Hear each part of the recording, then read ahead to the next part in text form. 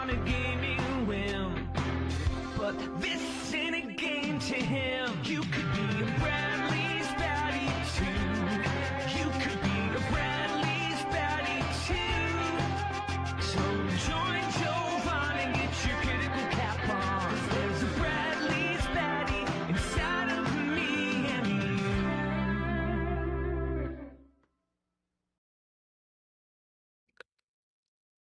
Something's wrong on the YouTube side. What is happening? Oh. Okay. Hold on, guys. Hi. I have to fix, something went off on the vertical, so I have to fix the vertical. There's the horizontal. But what is going on with the vert? Do you send your merch to the EU? Yeah.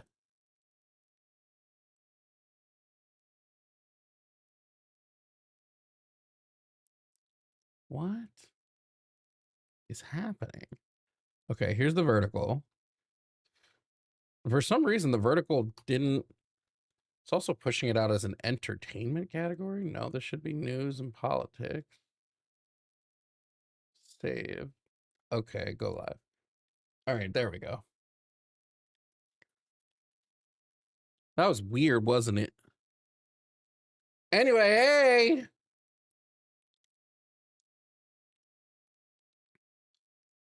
Everything should be working now.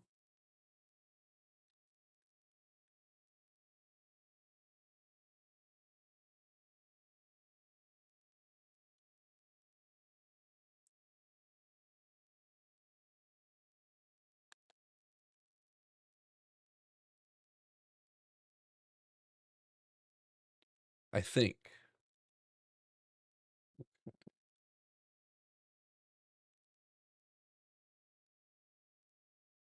Okay.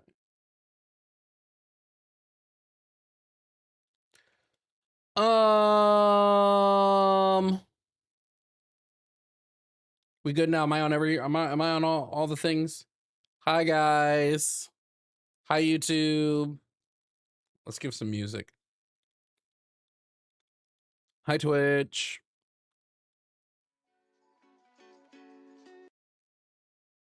Ugh. Fucking Spotify, dude. Of all the apps that should keep going when I close it, Spotify should be one of those. Okay. Welcome. Can you guys hear the music just fine?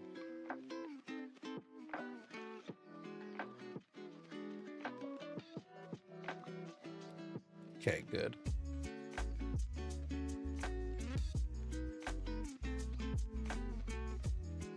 All right. What a day. Welcome in. We have some topics today. I'm not doing my whole spiel because I was too busy trying to fix shit. Trans men and women are men and women. Trans kids deserve gender-affirming care. Capitalism is unethical. MAGA is a fascist movement, and Christianity is false. Call in to debate. Tag contingent gaps on the bingo board means someone's either using the tag argument, a contingency argument for God, or they're just doing God of the gaps. Low key, I'm so tired.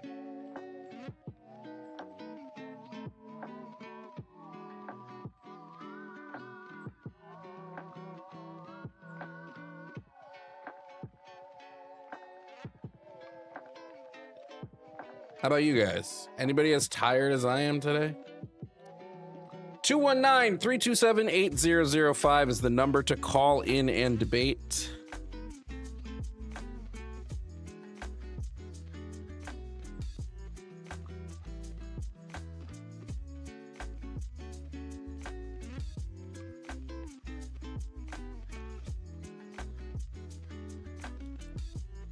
I'm too tired to be tired? Yo, fucking real, dude. Fucking real, bro.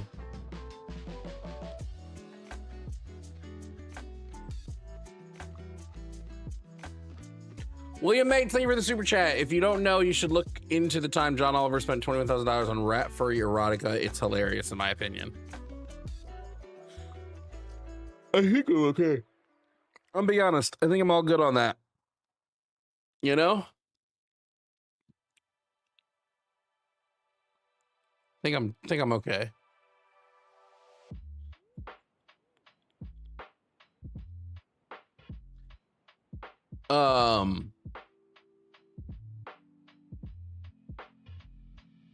Dude, I'm looking for people. If you're a conservative or a Christian or a capitalist and you want to debate, man, now is the time.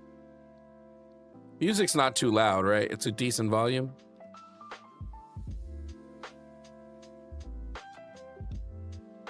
Jovan and landscape feels wrong. So switch to the vertical, bro. Switch to the vert.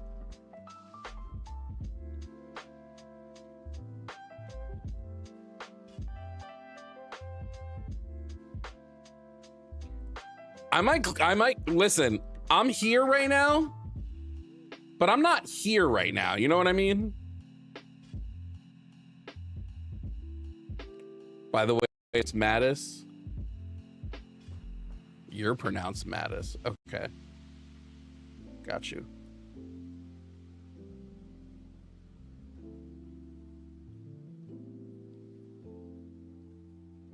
You weren't last night either. I was here last night. I was just annoyed.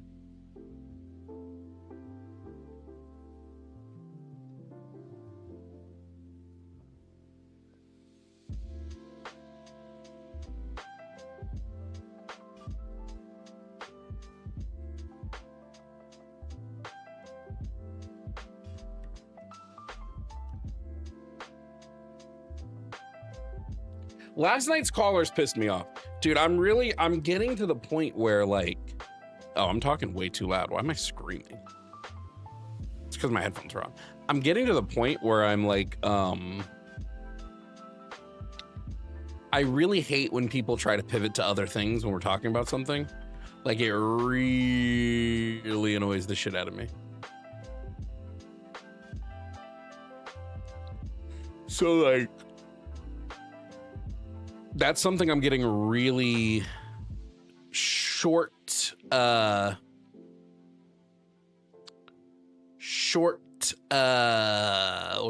fused about. I'm getting very short fused. You know what I mean?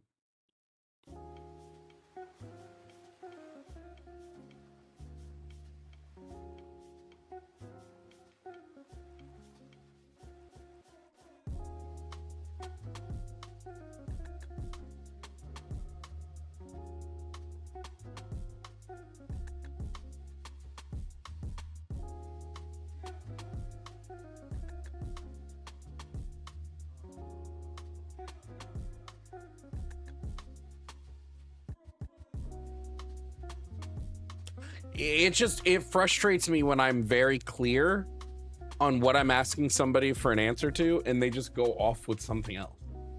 You know? That shit drives me batty.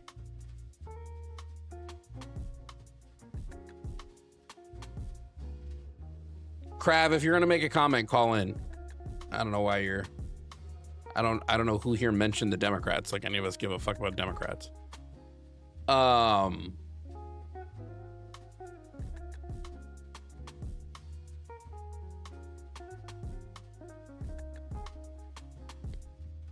It's always such a dumb argument when they're like, the Democrats supported slavery. Okay, then why won't the Republicans let them take down the statue of slave owners? Seems weird the Republicans got their panties in a twist about that.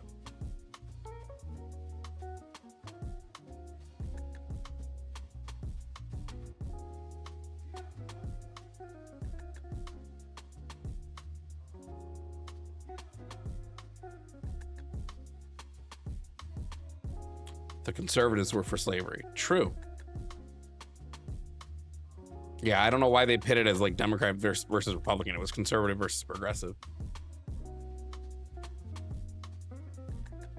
But it's just a way to ignore the actual positions that the people held You know, why you don't have to worry about the positions that they held at the time if you can just be like, well, it's the parties, it's the party, guys. I don't like it's the party's issue.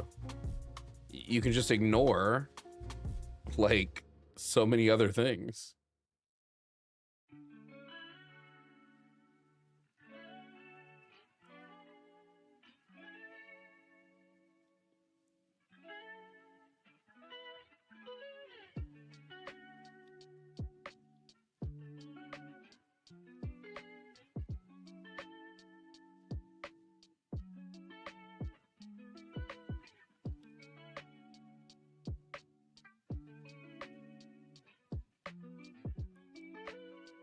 Yeah, my issue with the argument is I don't like arguments that just sort of deflect, you know?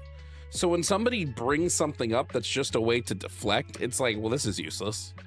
This is useless to me. I kind of feel that way when I'm talking about police and prison abolition. When someone goes, well, what are we going to do with all the murderers? I'm like, why are we now deflecting away from the actual issues with police and prison?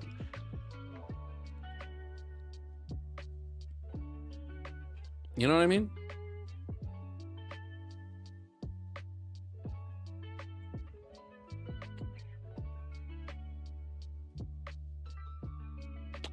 I'm almost done with the Jakarta method. Great book. Great book. Because they're reactionaries. Dude, yeah, I felt that the last time I was watching that, like when I was watching that Benny Johnson Supergirl video, I was like, dude, I can't handle how much this video is just reactionary content. And reactionary content is so, and I don't mean react content. There's a difference between someone reacting to something and someone being a reactionary. But like, someone said I called, it's busy. Well, that's a lie. You're calling from a blocked number, most likely, if you're trying to call and it says busy. Yeah, 11 calls were blocked, so you might have been calling from a blocked number, which means we blocked you for doing something before. We literally have somebody being screened right now. You're echoing every so often. Let me check that all my audio stuff is on.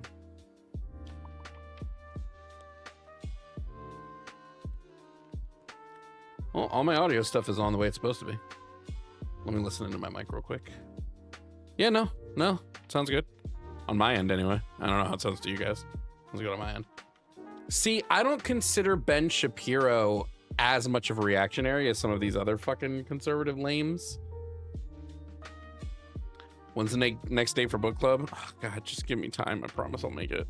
I need to just have a mod schedule it. I'm so bad at that stuff. Rare El Jovan putting the wrong date on the title. And the horizontal? Oh, it's 8-10. What did I put? 8-9. Oh, shit. There, now it's like it never happened. Everybody wins, including me.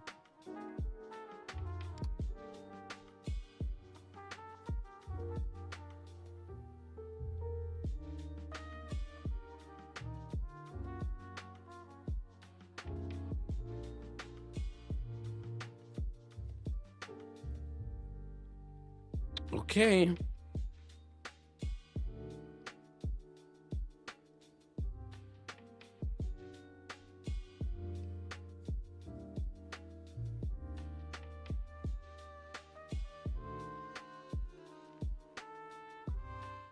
All right, we got a call.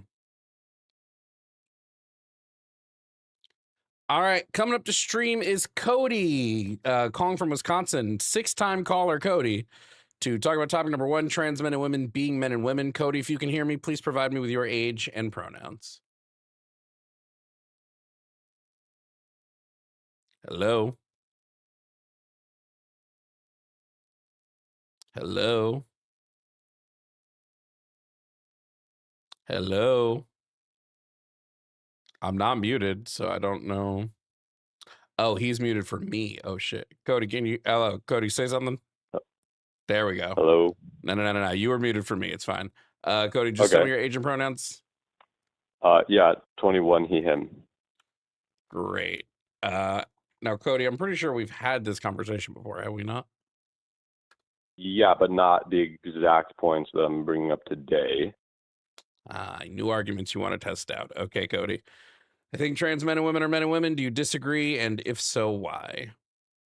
Yes, I do disagree. So the reason being is one point to bring to the table would be that when we have other species, and we have their age classification and the intersection of their sex, we always have like a noun for that. So like an adult male ant is like called a drone. Adult, male, adult female chicken is a hen. So what would be the name or noun that we have for adult human females and adult human males? Women and men. Okay, so would you be saying that woman and man Specifically, can have, well, I would say it's specifically cisgender women and cisgender men. We're just talking about right? adult males, but it wouldn't be specific to women and men because, so if their Okay, if their gender identity aligns with their sex, then I would say that those are cisgender women and men. Okay, so cisgender woman and cisgender. Okay, so an adult human female you think would be a cisgender woman? If her gender aligns with her sex, yes. Yeah. So again, yeah, cis. So okay. Give me 5 seconds to just ponder upon that real quick, because I think I had recalled a possible argument against that, but since I can't think of what it was, then I'm just going to ask my next question, which is just, since you are saying that adult human female would be a cis woman, would you be If her saying that gender woman aligns with her sex, yes. So would you be saying that the word woman has multiple like meanings or concepts? Like it's like there's multiple concepts for the word? Yes, just like multiple words of multiple meanings, yeah. Okay. Now, part of my contention with this, and I could be mistaken about this, but at face value, wouldn't a, let's just say a position in which woman only has one concept, right? It can be all explained under one concept of what a woman is. Wouldn't that view be more semantically parsimonious and preferable in that respect? Why would it be? I believe that that's just the definition of semantic parsimony, and I think that there's like I guess I could give you an argument as to like why that's preferable, but I think that it's like a consensus in philosophy of language that like it's preferable if you can explain all the data with just one concept of a definition. That's preferable over having multiple concepts. So that's one point. Adult human female doesn't adequately describe what a woman is, though. Okay. I guess I would like to hear, well, I guess we could just briefly get into that. Why do you think that adult human female can't account for everything that it needs to account for? Because what's a female? We could say like an organism that developed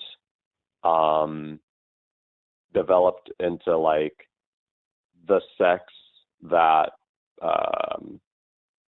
like an organism that develops into the sex that is organized around large gamete production. An organism like that develops into the sex that is organized around large gamete. What does organized around large gamete production mean? Or yeah, you could just take that to be like majority of their traits would be that of which are either contributing or like closely associated with large gamete production. So like long hair, although that's like long hair, for example, like that doesn't contribute to like large gamete production. So like, yeah, these would just be things like obviously ovaries, but then even things that are like closely associated with large gamete productions like XX chromosomes. You could say like possessing extra female well, not, I don't want to be circular, but like a vulva. So traits like those. Mm-hmm. So which of those traits is female an exclusionary category? Is female an exclusionary category, meaning Yeah. that somebody can't be male and female both at the same time? Meaning that it excludes any organism that is not a female. Is it a category that is exclusionary? Yeah, it's exclusionary. Okay. So what is the thing required or necessary that something possesses to fit into this category? If it's just having these traits, like there's this list of traits, right? Yeah. And you just need to have a mass of these list of traits, and it's just things that require, or not require, but things that lead to the production of large gametes. Is that what's necessary? Is you just have some of the traits that do that? No, because keep in mind, I said it's not having the traits; it's having developed the traits. Okay, so if you are a female that never developed these things, what would you now be? You couldn't be classified as a female anymore, right? I would just say that under this definition, if you have an organism that didn't develop, like I guess you could call it like their body didn't overwhelmingly or chiefly or primarily develop these traits, then yeah, they just wouldn't be a female. Like in the case of persistent Mullerian duct syndrome, although they'd like develop a uterus, that's like not primarily. So what are they? People with persistent Mullerian duct syndrome, they're male, medically and under my view. No. So if I have a female who doesn't develop enough of these traits, what are they? Well, a female under your definition, they wouldn't be a female under my definition. Yeah, so I'm asking you what they would be. Oh, okay. I see what you mean. What are they under my view? I think that they would either be male or neither. Male sex. or neither. Uh-huh. Male or neither sex. So humans can be like asexual beings. If by asexual you mean like we can't put them into the category of male or female, yeah. No. Okay, so you believe, okay, so just two things. One, biology does not agree with you on this. Two, you're saying that as a sexually dimorphic species, it is now the case that we actually have 3 sexual categories. So sex is not a binary. Sex is a what? I don't know what the label for that would be, but yeah, I would just say that if some organism like is lacking the traits completely, or has had them like removed or something like that, like, you know, somebody just gets like an orchiectomy and they have like mosaicism or something like that, and I just can't classify them. Yeah, I mean, maybe for those borderline cases, I would call them neither. You said biology just want to confirm. disagrees? Yeah, biology disagrees. Biology considers humans to be a 2-sex species. They don't consider humans to have a third sex or a non-sex. They don't consider that to be a thing possible in humans. The problem is the way you're classifying it. Well, I guess, wait, number one, I guess I want to confirm. So you're saying that there exists medical sources that say that all humans, without exception, are going to be male or female? Yes, because we're a sexually dimorphic species. Okay. So part of me wants to get the source for that, but part of me also doesn't. I don't want to just sit here and use up time to talk about like empirics that I can later verify on my own. Well, I mean, the super empiric, just look up, are humans a sexually dimorphic species? If the answer is yes, then we have 2 sexes. Well, okay, part of the problem though is that a lot of times when you look up things like this, like when you look up are humans gonochoric too, like do we remain the same sex throughout our lifetime? The answer will be yes. But then does that lead to the conclusion that humans can't change their sex? Well, not really, because then like we could use artificial means. So the thing is, I'm not sure if a lot of these sources are speaking in absolutes, is my problem. Kind of, maybe like let me try to give you an example, right? Like, well, then hold on. Well, you're now making, just really quickly, that would mean you're now making a claim that these are incorrect, right? That it's actually not the case that we're sexually dimorphic. So do you have a source that states there is a third sex among humans? Wait, I actually don't think that would be my burden though, because Well, if it by would be. dimorphic, if actually I don't believe so. I could try to explain why. So if by dimorphic we mean just there's only males and females because there's only like two gametes, right? Like the large gametes and small gametes. Gametes don't define sex. Gametes would be or a better question.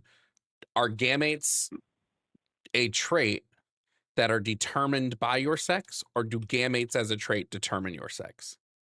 In evolutionary biology, the gametic definition of sex is the one that's used. So I would say that gametes are what determine your sex. Is evolutionary biology the only biology that labels sex? No. No, because reproductive biology would label it different than evolutionary biology. Okay. Endocrinology would label it different than reproductive biology. Right? But what I'm Right. asking is what comes first? Does your body's sex come first, or do the gametes come first? If I'm understanding your question correctly, I would say gametes, because gametes are like the necessary prerequisite to classify sex, because like that spans across like all species. Like if you want to categorize like the plants, the sex of plants, the sex of fungi, and all these different things, like you'd want to use like gametes because they all have that in common. No. Okay, well maybe I'm a little bit lost on that point. I'm not sure how relevant it is. So there is one specific trait that expresses itself in the human genome, right? There's a gene that expresses itself that leads to the type of gametes you're going to get. The gametes are just a byproduct of this gene. What gene are you talking about? It's the SRY gene. Okay.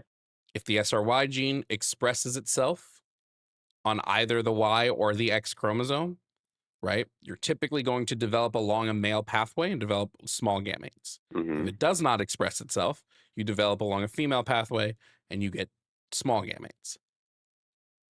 Or, I'm sorry, large gametes. But that's gamete production.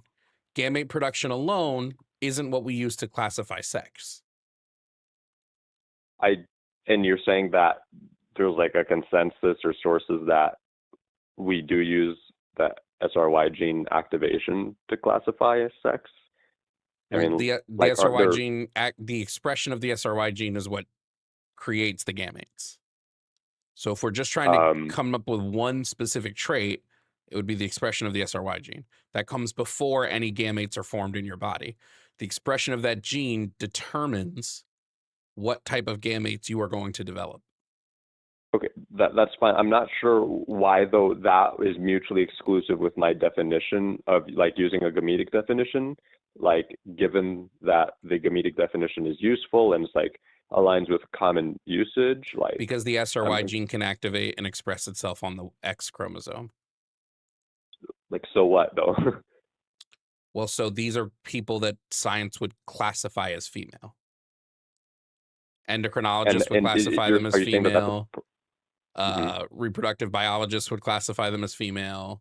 Developmental biologists would classify them as female.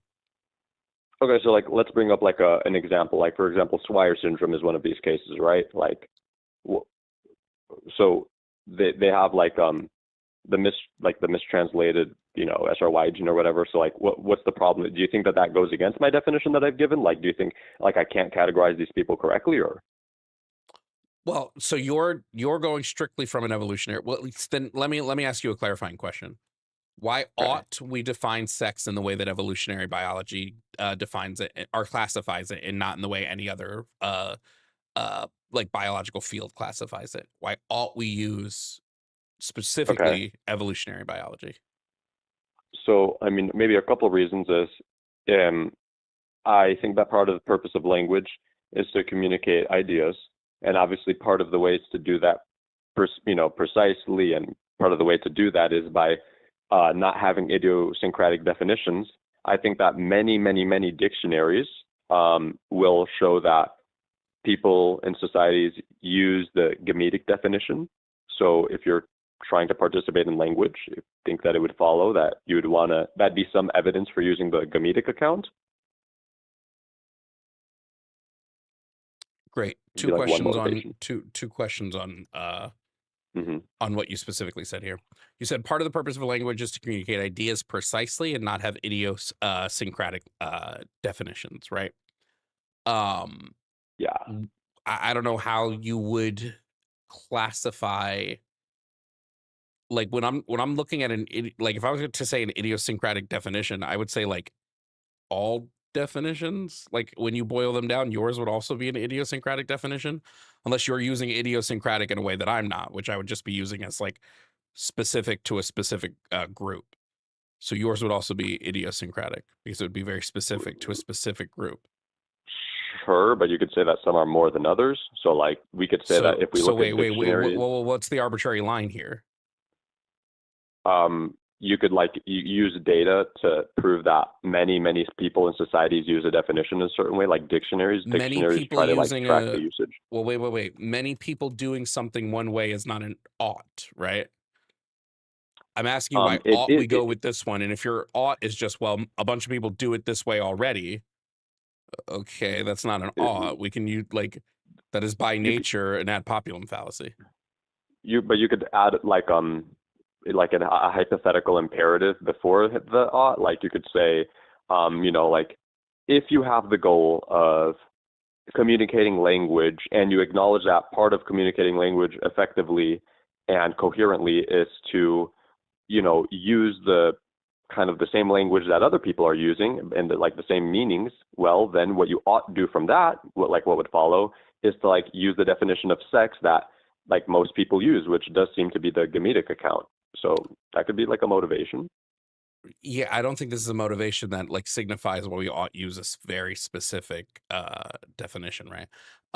Like if you're saying the purpose of language is to communicate ideas, right?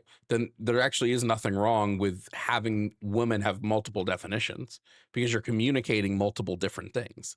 One person might be communicating what woman, and I would say that actually goes to show that that's more comprehensive of how language works. Multiple people tend to use words in multiple different ways. So why would we not want to have multiple definitions that, what's the word I'm looking for? That allow for this to be the case. So maybe a couple things I'm thinking real quick is, number one, you already established that adult human female can equal in some concept, in some context, like a cis woman. So you agree that under some context, at least, that adult human female equals woman. Yeah, I would, yes, because I don't think woman needs to be an or when I'm using a definition. I would say woman would be an and or. So if somebody comes to me and they go, well, I define woman as adult human female. Okay. Some people don't. But that doesn't mean that the people who don't are wrong or that you're wrong. It just means that when you define it this way, this is what you mean. Right. So then the idea is, well, I guess number one, people could say that you would agree that under this concept of what a woman is, which is adult human female, somebody could maybe clarify and ask you, you think that under that concept, trans women are not women, right? Under that concept, trans women are not women. Like if they're saying under that women, concept of what a woman is. No, again, because they can't say that women is only this thing. So no, I would disagree. So that's why I specified under that concept. Yeah, under what they believe a woman is. Yeah, that's what they believe a woman to be. But again, you also said that you also said that cis woman equals adult human female sometimes, though. Sometimes. Okay, but so again, you also I'm saying believe that and not or. I don't know. I don't know why I have to say that again. There's a difference between and or. Okay, so you're saying that a woman equals cis. So you're saying that like woman equals adult human female and also like a gender identity definition. Yeah, and I would say if we're going to look at like how we practically engage with gender, the gender identity definition seems to line up with how people practically engage with gender anyway. But yes, some people are strictly going to be defining women as adult human female, right? But again, this is an and. So and it is also this thing. And it may also be this other thing. And it may also be this fourth, fifth thing, right? There's definitions are not like prescriptive. So they can't prescribe something just because they're like, well, I have my feet in the sand and I'm like, I'm dug in on this, because it's not prescriptive. Part of my issue, maybe that I need some clarity on, is when you say "and," I don't think that you're saying that you must like possess both of the conditions in your definition. Like if you say that a woman equals adult human female and X, I don't think that you're saying somebody needs to meet both of those conditions to be a woman, presumably, because then a trans woman wouldn't be woman if you said that a woman can be this thing, and it can be this thing, and it could be this thing, and it could be this thing. Not a woman is this thing. It seems like that just seems synonymous. It seems like you're just using "and" in the sense that "or" can be used, but I guess that doesn't really matter. So I guess my question would be, if your definition of woman is like this and this and this, you would agree that we could have. Well, my definition of woman is not this and this and this and this. I'm saying definitions in general. Oh, okay. Can be more than one thing. Words have more than one definition, which you would agree with, I would assume. Some words. Which words only have one definition? Probably like the word parsimonious. Using parsimonious means one specific thing. I mean, probably also words like that are irreducible, like exist, like the word exist. I think probably only what has like one concept. Well, two things. Parsimonious has two definitions. Which is the other one you want to say? Exists? Yeah, like the word exists, like it's has just like three. irreducible. What would the three definitions of exist be? To have, real, being, whether material, spiritual, to continue to be, to have life, or the functions of vitality. There's three definitions. Part of my issue with that is that although a dictionary might say that, I think that maybe you could use one concept to encapsulate all of those. Yes, but that's just being that you're like, yes, but that's just language, right? Like you're saying, well, we could have one thing that includes all of this, but what happens to all of the other ways we use that word? We don't just use that word in one specific context. We use it in a lot of different contexts. But that kind of goes back to my point about that it would be preferable to, if you can explain the way that everybody uses language just using one concept, that would be preferable than. It is quite literally there is 0 words in the English language. Perhaps maybe you have like sentence fillers, like the word "the," but there's no word that conveys meaning where you're going to only have that word being used one way, and that there's one definition that will encompass every way that word is used. That's just not how language works. It's never been how language works.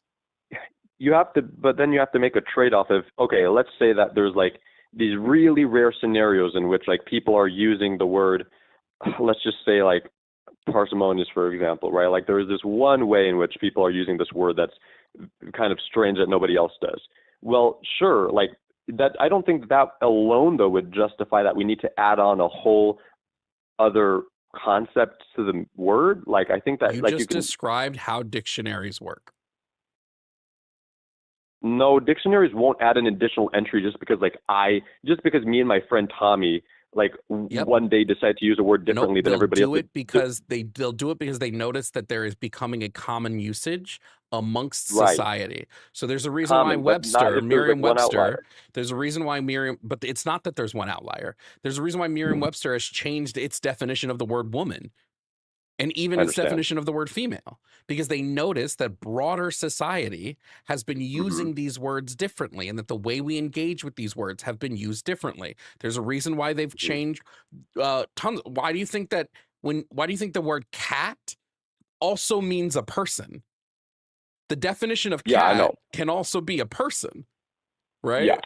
So when people use it enough, I don't. So part of the problem though is like if we have just one. You're trying to create. Hold on. I just want to reiterate this. There's a reason why I always ask people why we ought use words a specific way, because what goes on is that people are trying to set rules in language that we don't really have, which are ought rules. There has never been an ought rule typically when it comes to the definition of things. It just doesn't Okay. exist. And if we're just saying we ought always use this word this way because it's the way it was always used, or it's the way most people tend to use it, that's never been how language has worked. We will, again, cat has kind of always meant one thing until a bunch of people started saying, yo, you're a cool cat. Now, all of a sudden, there's another meaning to cat.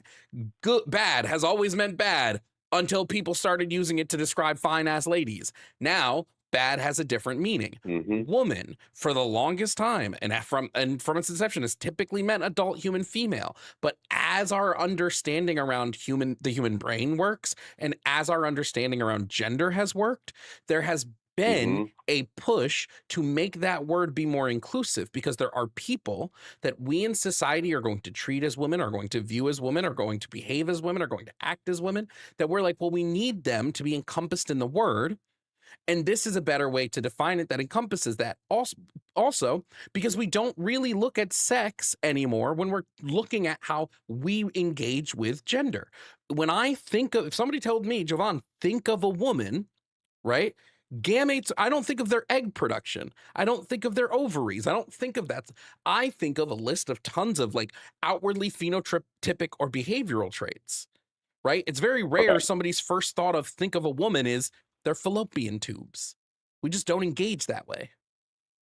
Okay, so I have two things to say about that. So the first one would be that when people use the word tyranny, for example, right, there may be many Trump supporters that use the word tyranny, and this is kind of widespread, and they will say that like any Democrat wanting to do like anything involving putting diversity in schools, they might call that tyranny, or they might call it like, you know, whatever. Do you think that now the word tyranny has multiple definitions, and that what the Democrats are doing is in fact tyranny under this new MAGA concept of what tyranny is? Yeah, those questions are asking two very different things.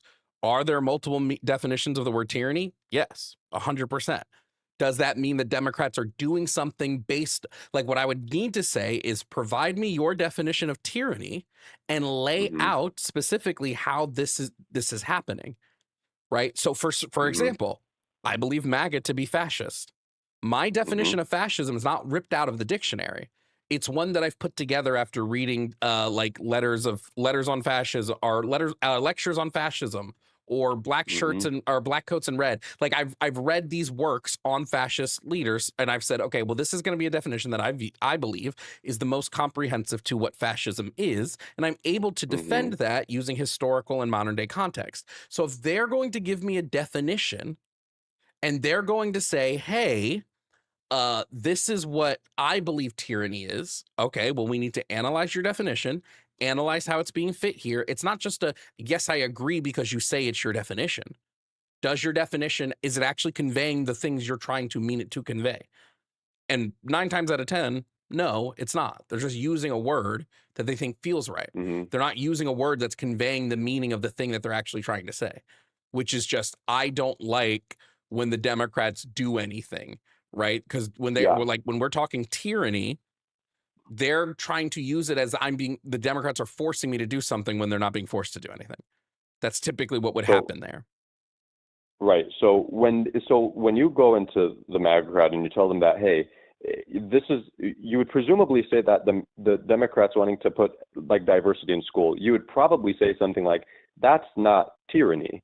Right. And then what if they just respond by saying like, okay, well, actually, we have a new concept of what tyranny is. And this new concept of what tyranny is just means doing anything that goes against like conservative or like Judeo-Christian values, or like strict, like, maybe I shouldn't say under the way they're using the word, that would be described as tyranny. But we've now all of a sudden lost any semblance of an actual debate happening here. Right. Because they're equivocating, right? Presumably you'd say something like they're equivocating on the interesting sense of tyranny. And no, I wouldn't necessarily say they're equivocating. I would just say that like it doesn't matter anymore, right? They're just using a word to mean someone's doing something I don't like. So at that point, it doesn't really matter. So it's uninteresting. I hear you. It's not that it's uninteresting. I mean, maybe it's uninteresting, but they're just saying words now. They're just putting words in the sentence. There's no substance to the argument that they're making. people could say the same thing about women, though. They could say, like, okay, well, all you've done is you've created a new concept of what woman is, and you're just using something that isn't the original, like, goal, which I feel like the original goal of what trans I don't women care were about saying what is, I don't care about the original goal. I could care less about original goal. Original goal doesn't mean anything. That's not what I mean. That's not Right. what I mean is that trans women right now, they try to say that we are women in the same way that everybody else is a woman. And like we are Nope. women in the same way that cis women are women. I Nope. feel like that's what you don't think that that's what a lot of them fight for? No. They're saying that we are all women under this umbrella term, but they're not saying that they're the same as cisgender women. Hence why they call Okay, them well, cisgender women and call themselves transgender women. But woman is an umbrella term. It's just like how if a black woman and a white woman are like, yeah, we're both women, but we recognize that we as women live two completely different experiences in our womanhood, just by the nature of other parts of our identity intersecting. yeah, I didn't mean that they're obviously exactly the same, because obviously one's cis and one's trans, but like when they look at spaces that are like women's spaces, like women's bathroom, and they say something like, we deserve to go into the spaces because we are also women. Correct. Presumably what they're saying is that like there's a concept of what woman is, and that we fall under that same concept that what everybody else is talking about. But now my worry is, it seems like you've just said like, well, actually there's multiple concepts.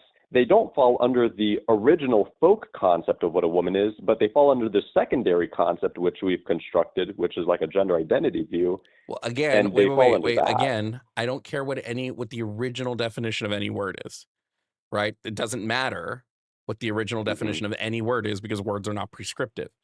So if we're saying, when they're saying, hey, we're the same, it's the same as in you can't discriminate us from like a woman's space, right? These aren't cisgender women's spaces. These are just women's spaces. And again, when we look at the way we engage in gender, we're already engaging in gender this way, right? We're engaging in gender in the sense of typically phenotypic and behavioral attributes. We're not engaging in gender in a, do you have fallopian tubes? Do you have a vulva? Do you make eggs? We don't do that. That's not how we engage in gender anyway.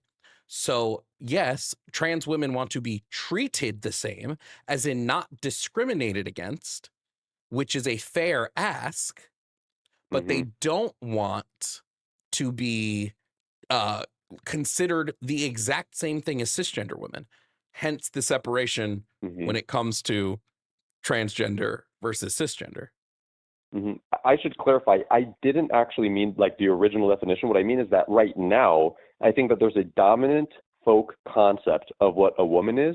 And I think that that dominant folk concept is kind of what people are like debating, or like they're trying to like. What decides this dominant concept? How many percentage of society needs to start adopting the word differently before we say, okay, well, now we're using it a different way, and that's just what it is? So to answer your first question, I think that we can establish that it's the folk dominant concept by like looking at language and laws and, just several examples like in. Laws are not created by the majority of people. So no, we can't do that actually. Wait, but laws are made definitely by a lot of people, and it shows that when they like use title, when a lot of people based on what? Laws are made by like at max a couple hundred people. There's millions of people living in this country.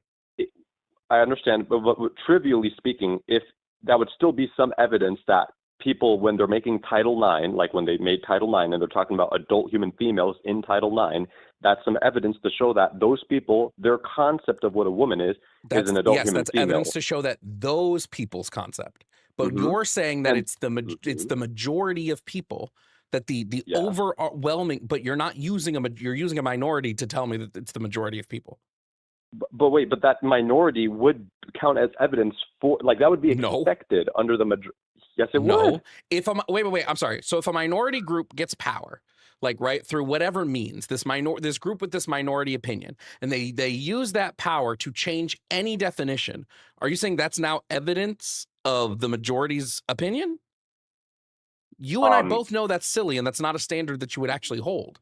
No, like I unironically think that, and I think maybe we're speaking past each other, but like okay, trivially one has to be evidence for the other, in the sense that if you take a population size, right? And like it's just induction. I mean, like you're taking a sample size from the small group of lawmakers, and that small group of lawmakers is a part of society.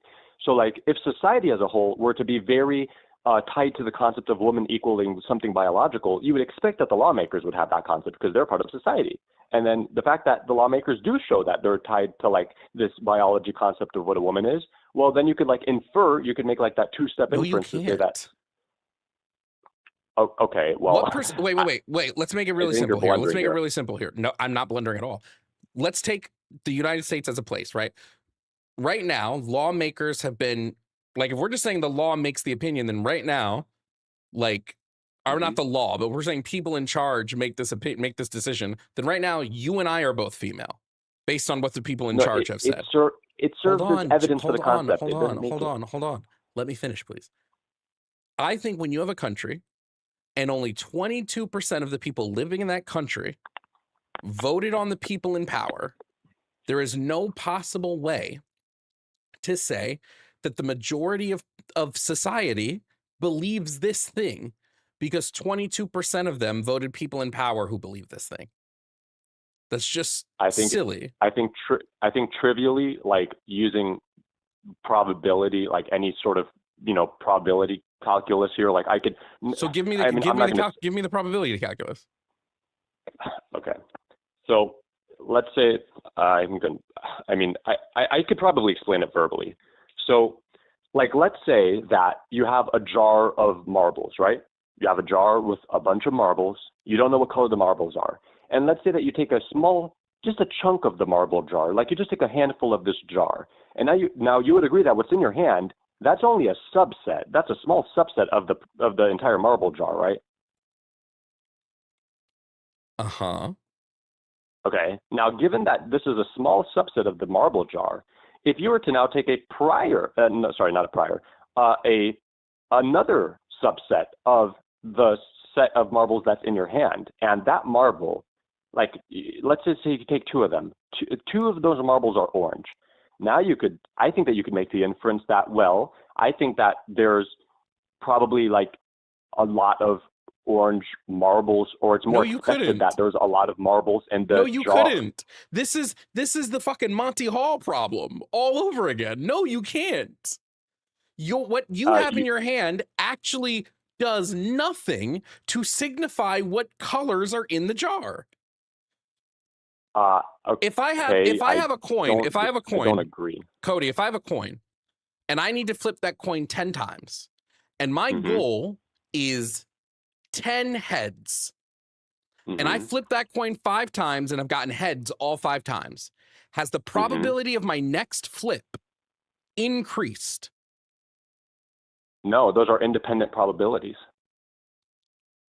Just like yours would be.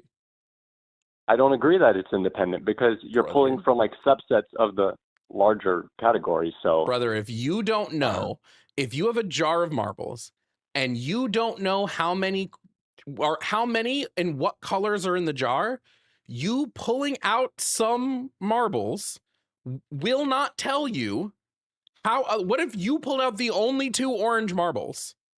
You can't now look at these orange marbles and go, well, based on probability, I think the rest of them might be orange, or I think this subset might be orange. That's not how that works. These attributes are not shared. Given the fact that the marble space is not infinite, and given the fact that you pull out 2 orange marbles, wouldn't it be more expected to pull out 2 orange marbles, given that like the jar was full of orange marbles, instead of the entire marble jar being blue and you happen to pull out exactly the 2 orange marbles? No, the probability of the colors of the marbles in the jar changing quite literally doesn't change based on what you've pulled out. Okay. I don't agree. I don't want to go back and forth here. So I'm going to go ahead and see after this debate. I'm going to try to get clarity on what's being said here. But I would also like to lastly provide the counterexample to your definition of woman, because I do believe there's a counterexample. So we could end off there. Well, what's the counterexample? So let's just say that obviously, since your definition is based off of like a gender identity, some sort of like congruence, aligning with a schema, that requires certain mental states, not very sophisticated mental states, but they require some sort of sophistication, mental states. And now let's just say that we have like a very, very, very mentally disabled person, unfortunately. I don't think that they'd be able to have the machinery to do this, yet we would still refer to that disabled person as a man or woman. We would refer to them as something just because we as humans like to have some sort of like classifier in our own brains. It doesn't make them so. I refer to my cat But sometimes as a little boy. It doesn't mean he's a little boy. Right? We but just I feel like just put things onto beings. If I have somebody who does not have the mental capability of having either a gender identity or a schema, then I would not say that that person has a gender identity whatsoever. We might gender them just like we gender a lot of things, but they don't have a gender. We are just gendering them. I don't think it's us just gendering them in the same way that we gender a boat and say like, oh, she's a beautiful boat, like, oh, she's beautiful, like, because if you I were would to say it's press almost the person, exactly like that.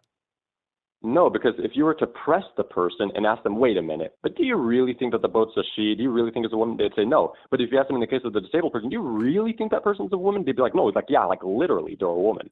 I think people would say that. Okay, again, that's because they are gendering the person based on some limited definition of gender they use, but it doesn't mean that this person has a gender. This person doesn't have a gender identity. They don't have, if they lack the capability to have I'll make it pretty simple. If I see a dead body on the street, I might be able to go, yeah, and it's like a male dead body. I might go like, oh yeah, he died. Do I think that body has a gender identity anymore? No. I'm just referring to it in the best language that I have, but I don't think that thing has a body or that body has a gender. But thanks for calling, Cody. Wait, can I respond to that or? No, I'm going to move on. Shout out Babs for the pay to move on.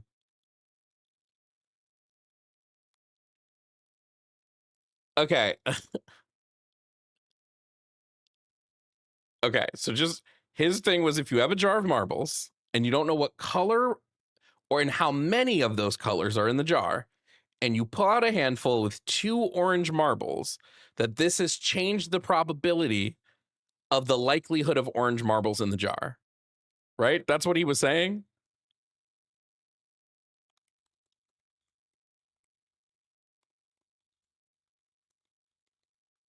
That's silly.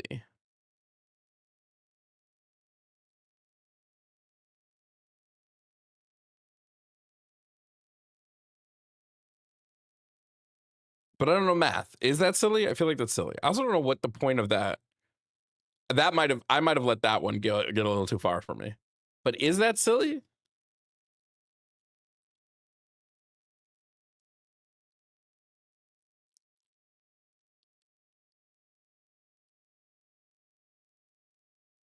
Math guy here, it does change. But why?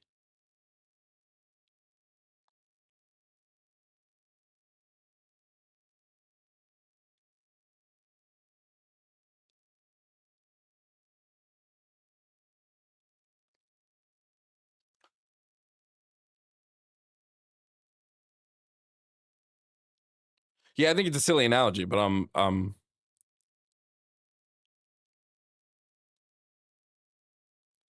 but it changes in what sense?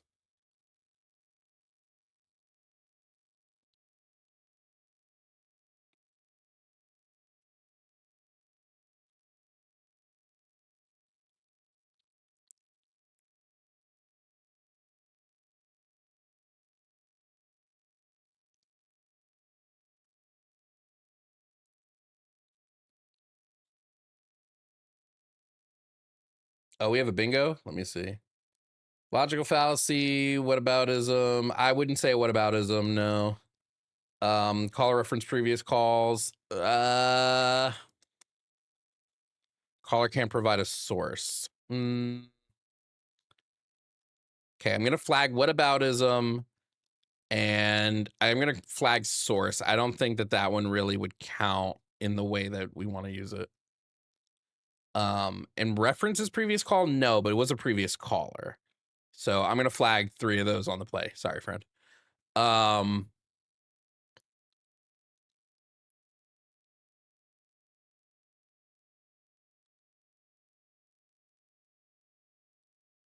when Cody said he had new arguments. Spencer, that's funny. No, I'm just trying. I might not know math enough. So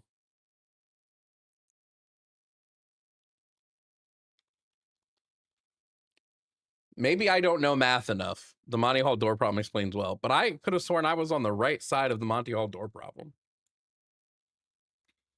Wait.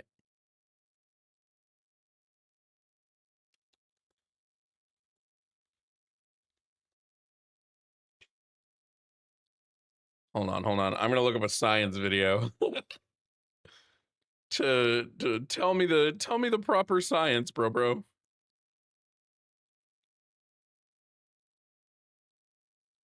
So, you've made it to the last round of a TV game show and have the chance to win a brand new car. It sits behind one of these 3 doors, but the other 2 have a sad little goat behind them. You make your choice, and the host decides to reveal where one of the goats is. He then offers you a chance to change your door. Do you do it? Does changing your choice even make a difference? The short answer is yes. Even though it seems counterintuitive, changing your door choice actually doubles your odds of winning the car. But how is that possible? No, I don't agree. Problem. At the start, most people correctly assume that you have a 1 in 3 chance of choosing the correct door. But it would be incorrect to assume that when one door is removed, each door now holds a 50-50 chance of having the car. Let's use a deck of cards to understand why. Jovan, if you have a jar of 5 marbles and 5 blue marbles and 5 orange marbles, the chance would be 50%. If you then pull 5 orange marbles and didn't put them, but that's not the scenario that was set up. The scenario that was set up is you don't know how many of each color is in the jar. The scenario that's set up wasn't 5 orange marbles and 5 blue marbles. It's who knows what is in there. That's the scenario that was set up.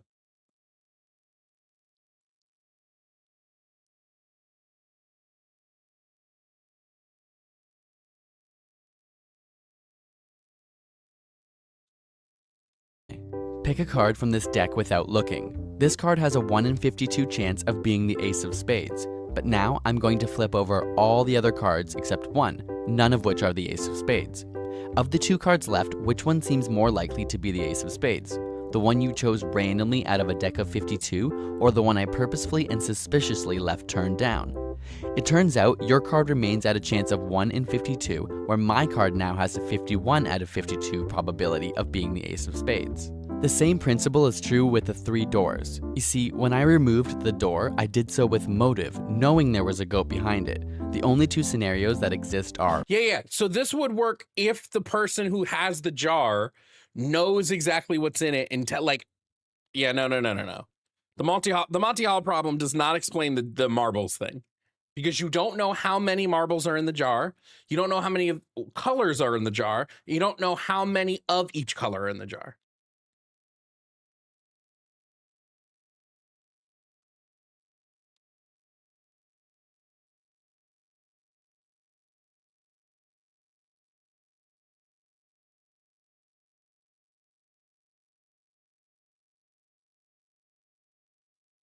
I'm not wrong here.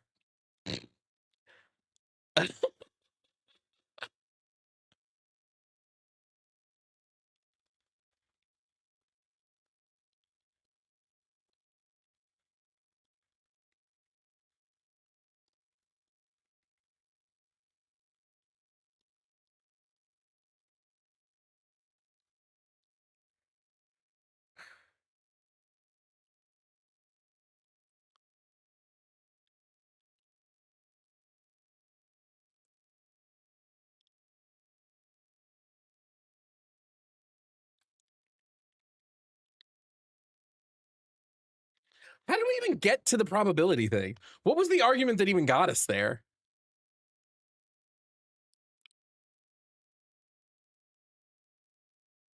Oh, that Oh, yeah, no, it was real stupid. That because laws are made, that can be a good enough judge on the way society views a specific thing. No, that's stupid. And I have a real world example against that. What is it, like 63% of the population in this country is for allowing abortion, and yet it's banned in multiple states? Yeah, no, that's stupid.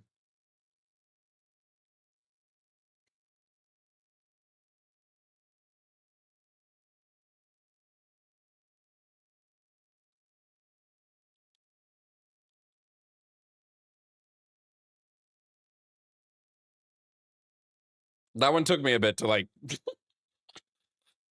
You know what I need in my office? I need a little mini fridge with waters. So I don't have to keep getting up. I have the space for it too. It could go right there.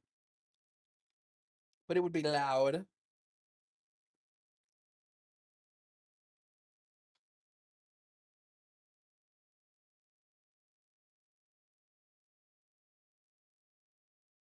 Anyway, let's take the next call. Coming up next is Matt from Pennsylvania calling to talk about topic number 1, trans men and women being men and women. Matt, if you can hear me, please provide me with your age and pronouns. I am 36, and I go by gang. Okay, Matt, provide me actual pronouns. Thanks. Okay, fine, he, him. Thank you. All right, Matt, I believe that trans men and women are men and women. Do you disagree? And if so, why? I do, yes. Biologically, it just makes no sense. Biologically, it makes no sense. Yes. Why would I be worried about biology when I'm talking about men and women? Well, then, what's the question? If you don't talk about biology without talking about men and women, then trans men and women can't exist with that logic. What? I'm saying, why would I be concerned about biology when I'm talking about a sociological phrase? So if it's sociological, what is a man or woman? An adult human whose gender identity aligns with their personal schema on the female sex and or male sex, respectively. See, that's a fairly recent theory, I would say. So? What do you mean so? So who cares if it was recent?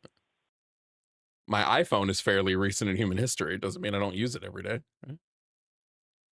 That's not even equivocal. How would it not be? Well, because there's things that have been around for centuries, and it's only in recent years, with the advent of the internet and communications technology being what it is, do we just start making things up? I'm sorry, can you point me to a word that's not made up? Well, that's just silly. So you can't. I mean, everything's made up. Everything's made up of something. But do you notice you just said we start making things up in relation to like how we use words, but literally every word is made up? Yeah. So I don't understand the point there. So this concept is also made up, yes. Every concept would be made up by somebody, yeah? Yes, and these are not backed by actual science. They're backed by activism. Not backed by science. Just actually explain what you mean by that. Well, all our transgender theory is based on John Money's experiment, which led to a horrendous tragedy. I don't think you understand. What? I don't think you understand what John Money believed versus what modern gender studies believes. John Money believed in a dollar, but ironically with his name. But no, his experiments are what we base transgender theory on, and his theory was unfounded. False. How's John Money believes that gender and sex were completely devoid and separate from each other. That's not what modern gender theory believes and or teaches. It believes that gender and sex are interlinked. It was absolutely founded on John Money's beliefs and papers that were proven I know you keep you can keep saying this, but this is functionally untrue. Especially when like the University of like what was it called? The University of Sexology or whatever it was called existed before John Money did. So I don't know what you're saying at this point, except something that is just like foundationally untrue. these places What was John have been Money's founded. experiment? What was John Money's experiment John- that you're quoting? John Money botched a circumcision and decided He he did is not going botch a to raise circumcision. a biological boy as He did a not girl. botch a It circumcision. did not work. He was not. He's not a. Yes, it John did. Money. John Money was not a medical Yes, he did. doctor. No, he was not a I know, and medical. He was not a medical doctor. He Bro. didn't perform a circumcision. Bro, 2 seconds on Wikipedia will show that right there. John Money didn't perform a circumcision. Yes, he did. He botched a No, he didn't. circumcision. No, he didn't. Yes, he did. No, he Bro, didn't. look it up. It is this is true, completely true. He raised a biological boy as a girl, and his experiments also were didn't sick raise and him. twisted, and it led to no. What? No, of He course didn't not. raise him. No, he didn't. But his experiments were there and approved by his parents because the parents of the victim, because they didn't know what Okay. was going on behind So closed this doors. is what you don't know. So one, you're talking about David Reimer. David Yes. Reimer went to get a circumcision when he was 8 years old. Do you know why he went to go get a circumcision? Yeah, because he had fibrosis. Great. And who performed that circumcision? John Money. Incorrect. His parents went to John Money afterwards, but John Money did not perform the circumcision. Okay, cool. We're focused on a singular thing. That Well, doesn't yes, really matter because in the I'd long like run, us to get the because- fact. No, whoa. I'd like us to get the facts correct here, right? So okay, the fact he didn't is, perform it, but he still did a Great, fucked up thank you. experiment. he did not perform the circumcision. Great. Now, John Money's theory was what? That he could, that there is nurture versus nature, which has been proven false dozens of times. What was his specific theory? That if he raises a biological boy as a girl, they will identify as a girl, which was not true. So his specific theory was that psychosexual identity is not predetermined by chromosomes or prenatal biology. Right? That's his theory. Okay, That was his exactly what theory. I That said, was his just with the specific. science That was talk. his specific theory. Nope, it's not what you Okay, said. It's exactly actually what I different. said. It's actually different. Exactly So what I it's- said without It's the study actually, talk. it's That's actually, it. it's actually vastly different. So now David Reimer was born, and David Reimer had the botched circumcision. So John Money convinced his parents to raise David as a girl, and he said that if we raise David as a girl, that his gender identity could be shaped by his upbringing. But what did he find? What happened? That it was false. Why was it false? Because David was born a boy, and he always felt like a boy, and he was lied to by his therapist, which was John Money, and his parents. David always felt like a boy, and it didn't matter what you did. His gender identity could not be influenced. What John Money proved is twofold. One, that gender and sex have an internal linking, and two, that you cannot change someone's gender identity based upon how you treat them. Now, gender studies now, again, argue different than John Money because he believed that you can change someone's gender identity. We don't believe that. We believe that it's static. And two, that gender and sex are completely separate. We don't believe that. We believe that they are interlinked. The difference here is you don't believe someone can have an incongruence between those two things, which would just be I never untrue. said that. I never claimed that. I never said that. I Oh, never claimed great. that. Can somebody there have is an a- incongruence between their gender and their sex? Yes, and it's And what is very, that? very tiny percentage. The I don't care what the conservative percentage estimate is. Who would be cares? 3%. Who gives a shit what the You percentage just is? asked for a number. You No, I just asked didn't. for a number. No, I didn't. In the U.S., What are you less talking than about? 3% of the population So what? identifies as trans. So what? This The doesn't mean that it conservative doesn't estimate happen. is 3%. The actual, Who cares? yes, it happens very rarely, but activism has Who cares? treated What are you activism has talking treated about? this entire identity as if it happens all the fucking time. It does not. Okay, so few things here now that we can understand this. Okay. One, I don't know what this activism treats this is nonsense. Activism doesn't treat it like anything. all activists are saying is that trans people should be allowed to live their life existing as who they are. That's it. Yeah, absolutely. But at the same time, who gives a shit? Why do you have to scream it from the mountaintops? Why do a marginalized group of people have to fight for their rights and be loud about it? I wonder. Marginalized by whom? Marginalized by larger society. Regular people. By large, what is regular? That's normative. I don't use normative language. It's stupid to use. Regular, just people that just live their lives. What is regular? That What is don't regular? think about regular any of this. is why? Like, what does regular mean? Regular is I'm trying to explain. You won't let me. No, because regular is a stupid word. If you went to a school where 99% of that school was trans, you would now be the irregular person at that school, right? They all would be If regular 99% except for of you. the school was trans, I would ask, who's abusing these kids? Can you answer the question that I asked, or are you just like afraid to? What is normies? You care for that word? Normies. Oh, it's also stupid. All right, there's regular people that don't think about any of this, and Hey, can you you're prove saying to me? trans Can you people are prove to me? marginalized by Can you them. prove to me that trans people are abused and that's what makes them trans? I didn't claim that. You I did said if imply there's a it. school No, you with absolutely 99 implied No. it. I said if there's a school with 99% of the kids identifying as trans, there's some form of abuse going on. Yeah, so there's you implying. Sorry, I guess when you said I didn't imply it, that was a lie. So there's you implying again that what makes you trans is abuse. Can you prove that? No, I didn't say that. I was Then just what would it answering then your wait, wait, wait. hypothetical with a Then hypothetical. why would your inference be there's a large population of trans people here, therefore there was abuse? Because statistically, it's impossible. Based on what? Based on the numbers we have given to us by the FBI. Wait, do you think the FBI knows exactly how many trans people there are? They just know how many people are estimated to be out based on survey data. Yeah, of course. How We many get that people from the how many census. people aren't out? And even then, Who what's knows? 3%? What's 3% of 300 million?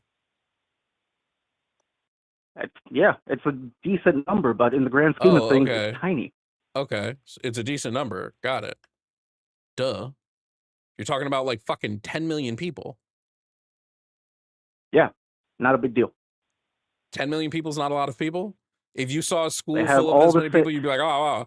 Do you notice you just keep this is what you do that I hate when people do on these type of calls. You assert something, and then the minute you're pushed on it, you run away from the assertion you made because you're scared to actually talk about what you actually believe. So you run away You're from putting it. words in my mouth. I'm You not gave putting me a it. shitty Whoa. hypothetical. I gave you a hypothetical. Not putting any words down your mouth. You said None I whatsoever. claimed. You you literally said I said. claimed. Do I need to rewind no. the tape, No, Matt? let me I'll finish. rewind the tape. Do I need to rewind the tape? Let me finish. Do I need to rewind the tape? You gave me a hypothetical of Should a I school rewind the that tape? is 99% trans. I said Should that I is rewind abuse. the tape? Yeah, why would God, it be you're gonna let abuse, me finish? Matt? Why would it be abuse? Don't run from Because statistically, it's impossible. I just said it. Why that. would that make it abuse, Matt? Because there has been activists teaching kids that you are trans no matter what. There's no tomboys anymore. There's no tomgirls anymore. You think it would be abuse. Now we've got it. You think it would be abuse because you think that people can convince others to be trans. So substantiate that.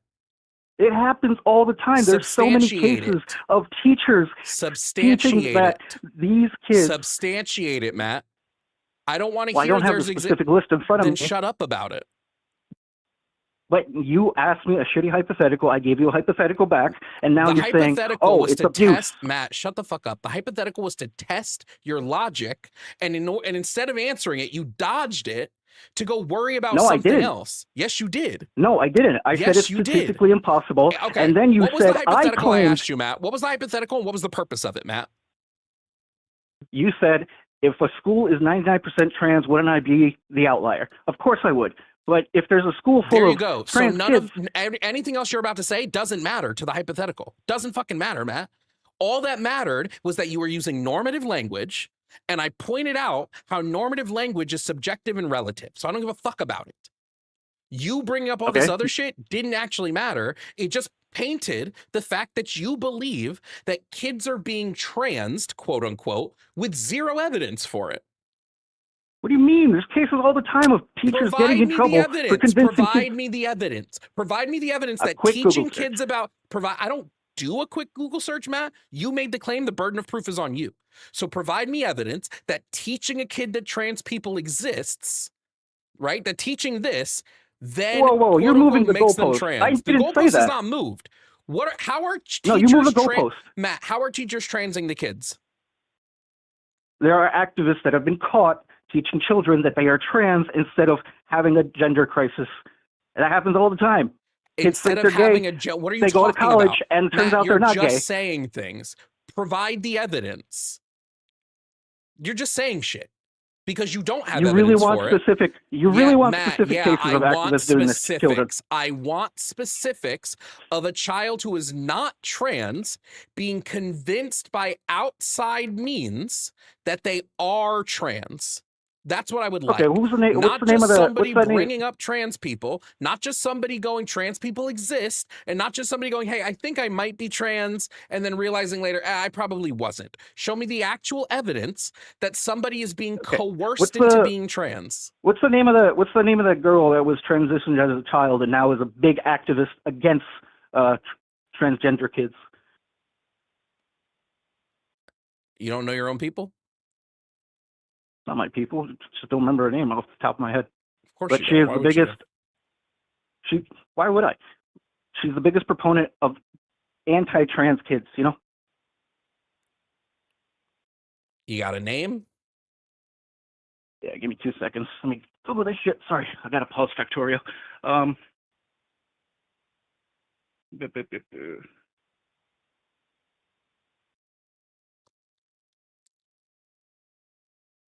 Sorry, I'm typing with one hand.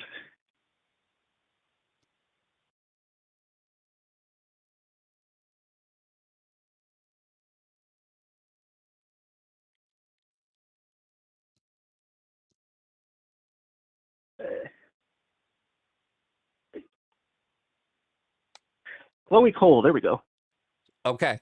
Now here's going to be the uphill battle for you because even Chloe Cole doesn't state that she was convinced to be trans. So you're going to now have to provide something that even Chloe has never said, which is that someone convinced her to be trans. All Chloe alleges is that she started identifying this way and that her doctors just didn't give her and her parents enough adequate information about about her transition. So now you're making an uphill battle for yourself. So show me in the mythical place that has never been uttered who convinced Chloe Cole to be trans. Her doctors, her therapists, and her Nope, teachers. she doesn't allege this. She does not. She has spoken about this in front of the U.S. Congress. Incorrect. Yes, she did. Did you watch the hearing? No, she didn't. Did you watch the hearing? Did you watch the hearing? Yes. You did? Yep. So you remember that hearing all the way back when?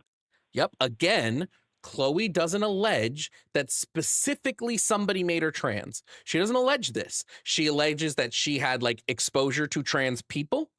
And through the exposure to trans people, she began, because she encountered trans content online, that she started to feel discomfortable with the way her puberty was working. Not that there was a specific group that influenced her to be trans. These are two different claims. One claim is that there is specific influence being done in what I would assume you would believe is a malicious way. The other is just exposure to a group of people. So again, you're going to be able to show me? You're going to be able to show me? Again, her therapist and her doctors never dissuaded her from the notion. They were like, yeah, you're trans. Your claim was about activists, not about therapists and doctors. Your claim were that activists are convincing people to be trans, not that a doctor or a therapist. People in the medical field I don't know why you're speaking. I don't know why you're speaking. Your claim was activists are convincing people in the medical field can't be activists. I don't know why you're speaking. I don't know why you're speaking. Your claim. No, everyone's a person, I don't know why right? you're speaking, Matt. Shut the fuck up. I don't know why you're speaking. Someone's doctor not saying you're not trans is different than activists convincing people to be trans. That's your claim that you have no evidence for, by the way. You wonder how we know that this is not something that happens, Matt? You want to know how we know? We have detransition rates and we have regret rates for all groups, both young and old. If it was the case that activists were convincing people to be trans, then the regret rate and the detransition rate wouldn't sit at the high end of 3%. It wouldn't happen. It would be much higher, but it isn't. I'll unmute you now. You need to understand what you're talking about, because it's really crazy how much you don't know. What is the rate of regret for transitioning? For having 3%. No, it's not. It is. It is extremely high, and you It's can even not. find Reddit threads. You can even find I don't Reddit give a fuck forums about all Reddit about threads. this. I don't care about Reddit threads. So you don't care Reddit what threads are you don't care nothing. what trans Reddit people are threads saying. Reddit threads are not a percentage number.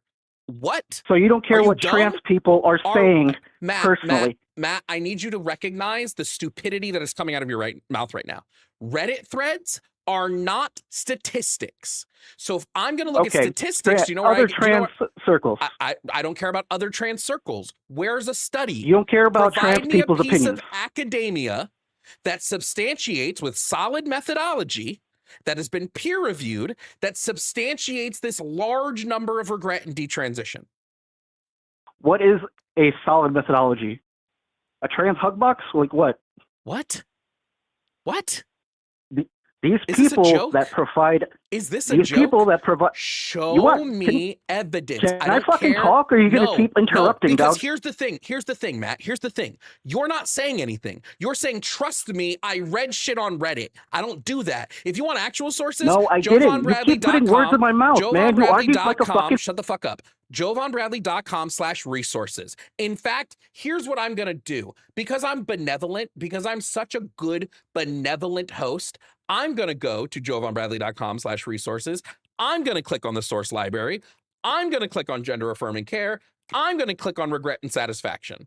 Okay? Let's fucking do this, Matt. Let's do this. I want you to be very quiet. I'm going to unmute you. Listen to me real quick. Here's what I'm going to give you. 1, levels of satisfaction and regret with gender affirming medical care in adolescents. This is a 2024 JAMA pediatric study. This found that the regret rate was under 4%. Re-identification with birth, registered sex in a Western Australian pediatric gender clinic cohort. This was a 2024 JAMA pediatric study that found the regret rate to be about under 4%. It was about 3 point something. Critical commentary on follow-up studies and desistance theories about transgender and gender nonconforming children. Guess what this study found? Fucking lowest fuck regret rate. Actually, they found specifically that regret after transition was found to be rare across most studies. I don't know why you're talking. What? 4% regret rate, but sky high What's the suicide rate for trans suicide people. rate Why? of children that have transitioned, Matt? It's over 50%. No, actually, shut the fuck up. What you've done is a pivot. You've pivoted. You have pivoted away. That's what you've done. I'm not going to let you pivot, Matt. Unfortunately, this is not Friends. You are not Ross Geller. We will not be pivoting today unless you concede that you were wrong about the regret rate. Then we can move on. So I'm going to unmute you, Matt. Do you concede you were wrong about? Do you concede? Oh my God, you were wrong about the regret rate? Do you concede? My God, you're being a faggot right now, Matt. I don't care that you slur. It doesn't mean shit. But I will say, if you do it again, you'll be removed. The way you argue it. If you do it again, the way you argue is fucking annoying. If you want to run from this, if you want to run from being wrong, that's fine. I'm not running. You keep putting words in my mouth. If you use a slur again, that I will count that as a run, because I've told you that if you do it again, you'll be removed. Do you understand? Oh, you're going to sit on the floor and say, "Base, I win." Again, you'll be removed, and I'll count that as a run because I warned you you'll be removed. So again, you told me the regret rate was sky high amongst transgender people. Now here I am giving you multiple studies. No, I didn't. I said the suicide rate is sky high. No. Do I need to replay the tape, Matt? Oh my God, Jesus Do I need Christ. to replay the tape? I'll replay the tape. You won't. Why do you argue with the female? Do I need to? You don't let me talk. Tape? You just mute me. Do I need to replay the tape? You just mute me. You don't let me specify anything. Matt, the reason that you keep getting muted is because you can't stay on topic. You just wanted to jump to the suicide rate. You don't let me finish the topic. You keep talking over me. Again, do I need to play the tape? Because I will. You keep putting words in my mouth. You keep muting me. You keep speaking over. You're not arguing in good faith. You're doing this for clicks. If I play the tape, You know what? I'm going to tell you something right now, Matt. When I ask you for a source for something and your response was go check Reddit, you were the first person to be bad faith in this No, conversation. oh my God, Yes, you Jesus were. fucking That Christ. is You what, keep that putting is words in my exactly. mouth, bro. Do I need to replay the tape? Do I need to replay the tape? Say it one more time. Say it one more Do time. I need to replay the tape, stupid? Since you didn't Oh hear my it, I'll God. repeat All it. right. Do Let's I need get to your replay it? stream taken. Let's get your stream taken down. Nigger, Try nigger, it. nigger, nigger, nigger. What did you think that was going to do? Oh, you're gonna get flagged by the AI system. What did The you AI what did you system's think what did shitty you right think now. was going to happen? Do you think that word hasn't been said on my stream hundreds of times before? What did you think was going to happen Yeah. there, Matt? What you've proven to me, and I'm going to mute you. What you've proven to me, Of Matt, course. is that you are incapable of having a conversation. You just crashed out. You were a emotional man who crashed out because you couldn't handle that somebody asked you to actually provide evidence for the shit you say. So instead, you crashed out. You did it hard. Embarrassing. Truly. That's embarrassing to you, by the way. Now, I'm glad that you outed yourself as a racist. I'm glad you've outed yourself as a homophobe. I'm glad you've done all of this. I personally don't give a fuck. I care about the arguments, which you didn't have. You didn't have an argument. You didn't have backing for your argument. You just turned in to a whiny little child. So, Matt, I genuinely hope that you take away from this experience how much your life means nothing. Okay?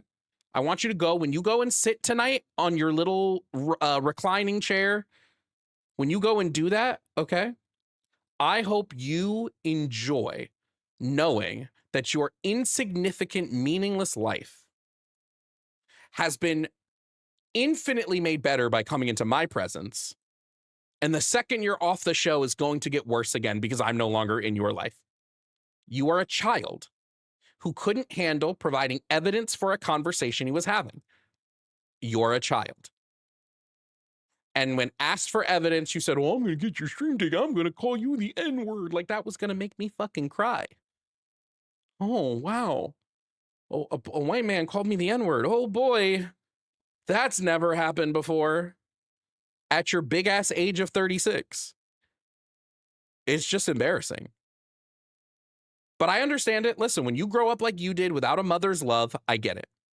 I get it. You grew up without a mother's love, and this is what you became. Totally fine, Matt. Totally fine. Therapy would be a better call next time than calling my show. What would be better is calling a therapist. That would have a better outcome. But apparently you don't know the number to one. So if you'd like, I can give you the number to like plenty great therapists. And they can probably help you out of that small dick complex that you got going on. Any final words, Matt? You are projecting on I an don't give a fuck. Fuck out of here.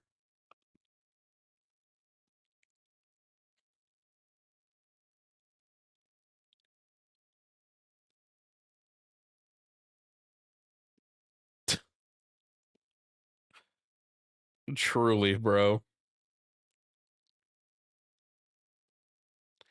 We did have a bingo winner. It was Murtillo from Hawaii. Murtillo from Hawaii won bingo during that.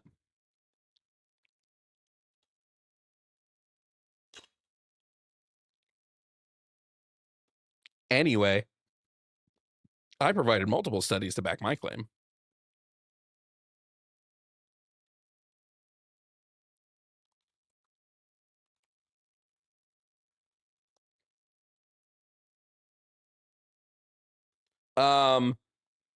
Goose, shout out to Goose for paying to boot that guest. As well as Sage, Jeremiah, shout out to you guys as well. I hope you don't mind that I play with my food a little bit. Be it, thank you for the thank you for the Venmo for handing Matt his ass and making my day. You're welcome.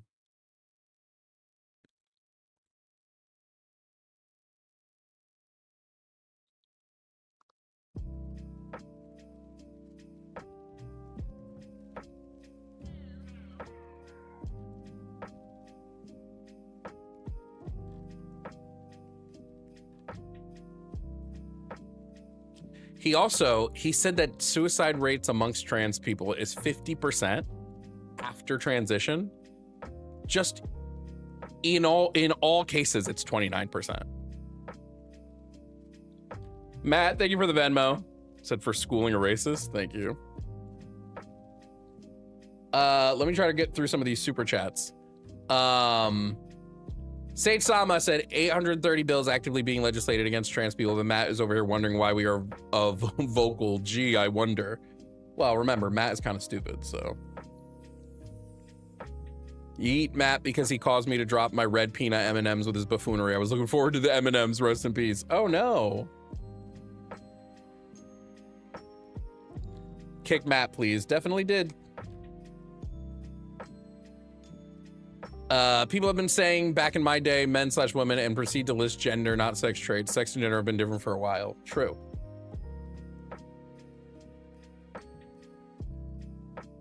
Matt unironically thought he was doing something when he just started slurring like crazy, huh? Bro is pathetic, honestly. Yeah. If you notice when that Matt call gets a rewatch, I need to put a note. Can Ahmad put a note in the show notes to have Jovan go and bleep out the N-words in Matt's call? If you notice, I was fine talking to Matt. It wasn't until he started getting obtuse, which is when I start getting fucking annoyed.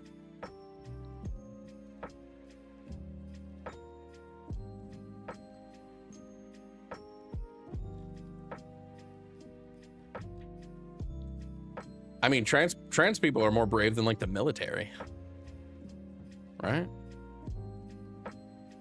I haven't watched the newest My Adventures with Superman yet. No, haven't watched it yet.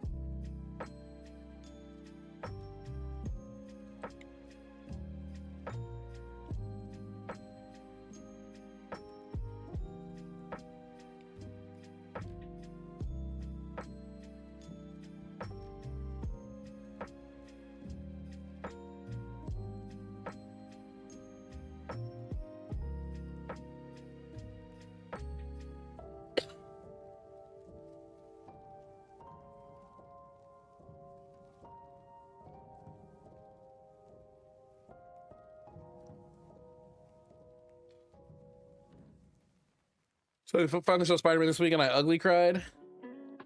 Good movie.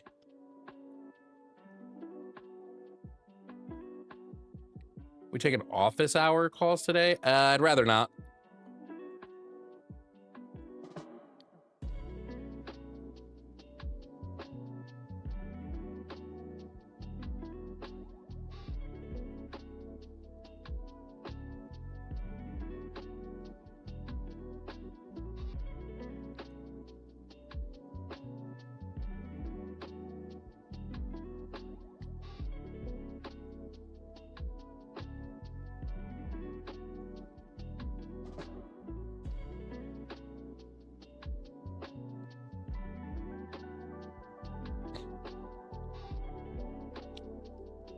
Movie of the year so far: Batrooms, Obsession, Odyssey, Spider-Man, or something else. I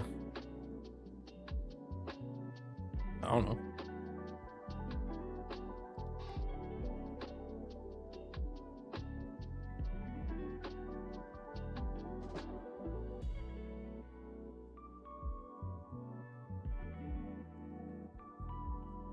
Couldn't tell you.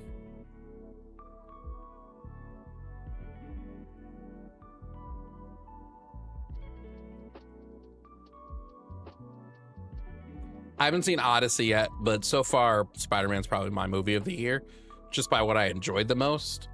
And then probably Obsession is a close second.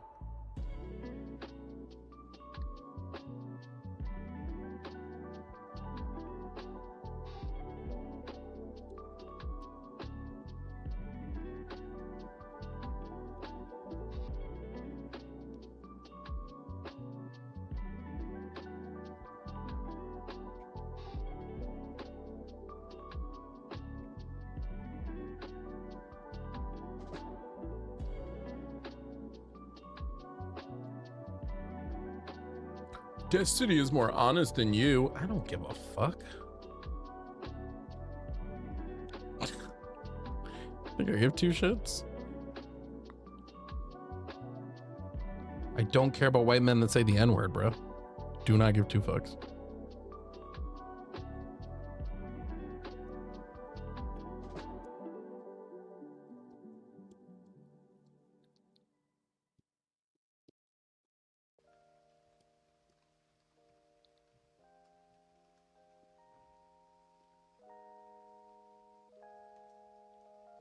Well, that wasn't even able to get into the fact that, like, after transition, the suicidality amongst the trans population drops by 70%.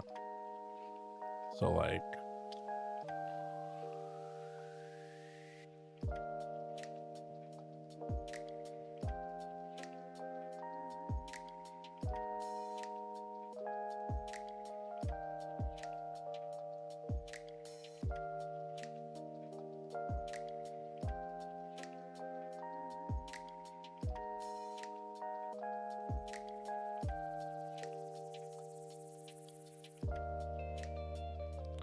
they're just upset that I have sources for what I say. Anyway, JovonBradley.com/resources.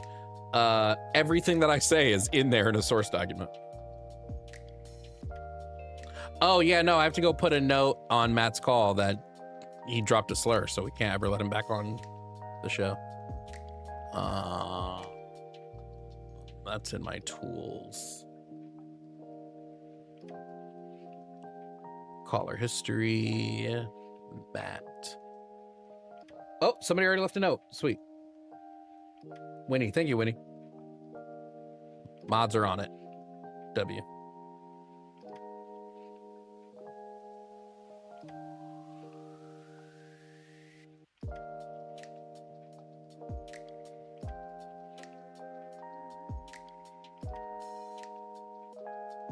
What's so funny too is they act like I started by muting Matt. Matt didn't get muted until like 10, 15 minutes into the call because he was incapable of answering a question.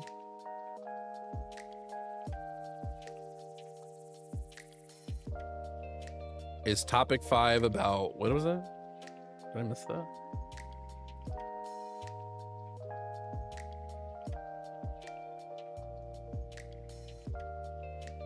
I already told my mods? Bruh. My brain.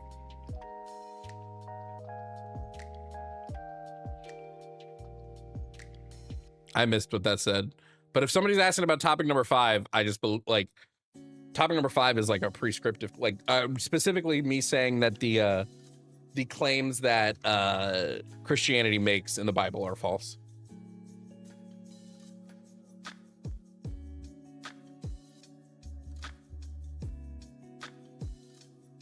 Yeah, true. I literally just had a fucking 30-minute phone call before Matt where there was no muting. Wait, K-Space, but that's what it says. When I looked at the notes, that's what it was labeled. I wasn't looking at show notes. So there's a difference. There's two types of notes. There's the show notes and then there's the caller notes. You left a show note, right? Yeah, you left a show note. And then Winnie left a note on the caller's profile, which I think only screeners can do, is leave a note on the profile of the caller. So there was just two different ones.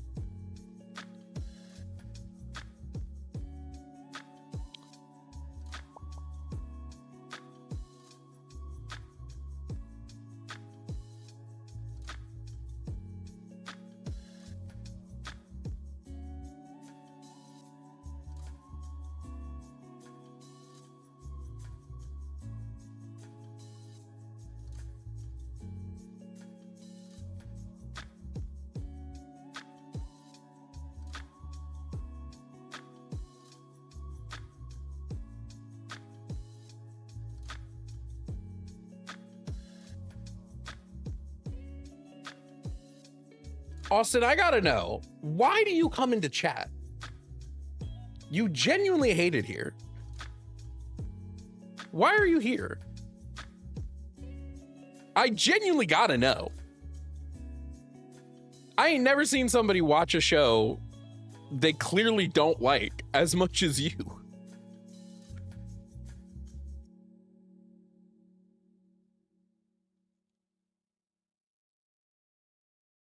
Anyway, 219-327-8005 if anybody wants to call into debate. You don't challenge anything.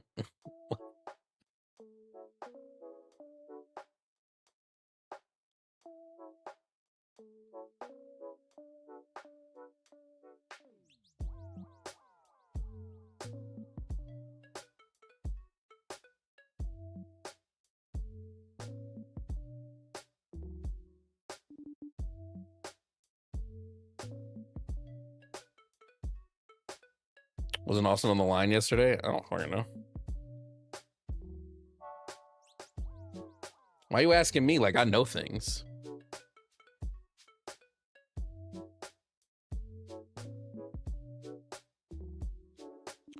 More importantly, why are the conservatives so terrified to substantiate their points, bro? They're scared as hell. Them conservatives be scared as hell.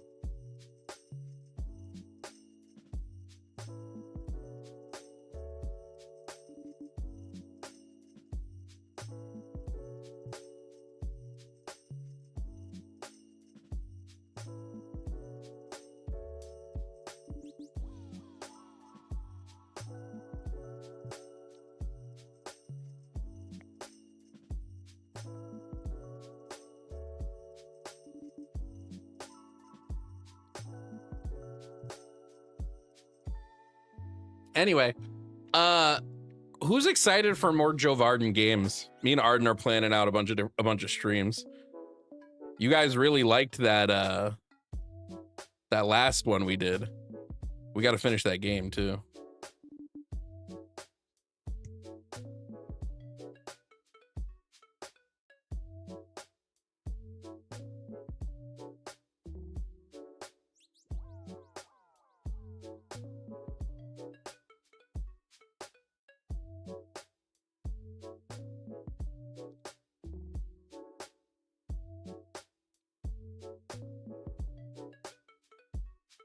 Yeah, Arden's never coming back to the debate world, but that's fine. She doesn't have to.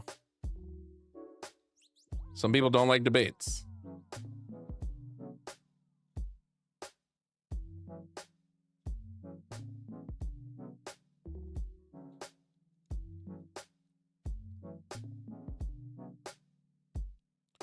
Christians don't read their Bible. Fucking true. They sure don't.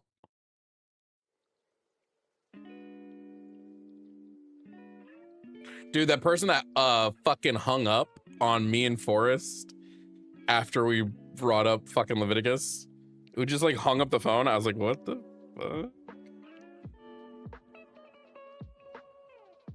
I haven't heard from Jimmy yet about if the podcast is happening. He made a post on Patreon that was like, oh, I might not get back in time, but he didn't tell me. So I guess I just have to sit around until 5 p.m.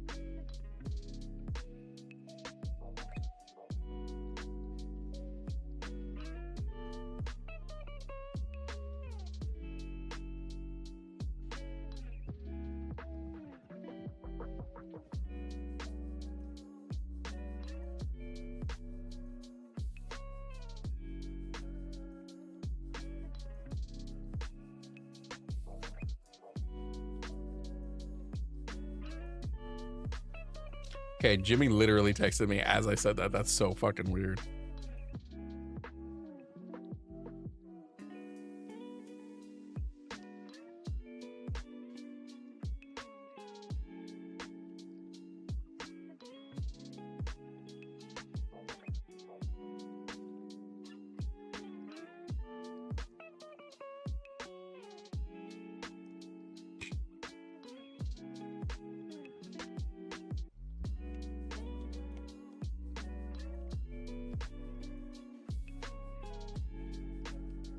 Would be wild if Jimmy will watch it. No, he watches sometimes.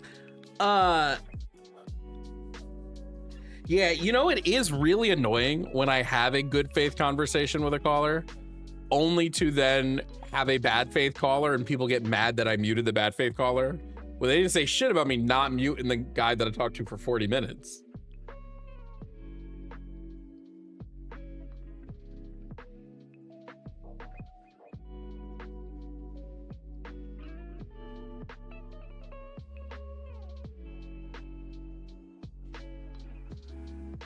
No, MAGA definitely doesn't want to defend their policies, but I do really want more people on the MAGA side to call in about MAGA being fascist. God, I like that topic, but I don't ever get to talk about it enough.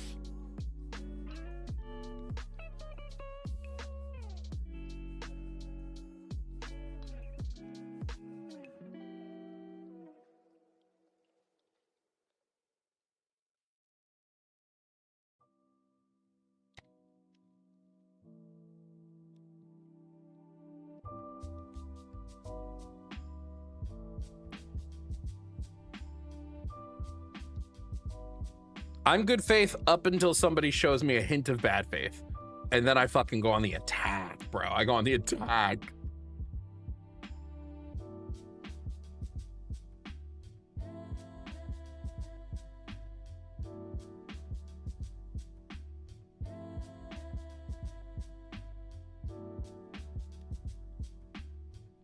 Want to see me debate Jake again? Would just depend on what, dude? Like what we're gonna debate about. That whole debate, I've been wondering, should I react to that debate? But like, what is there to say?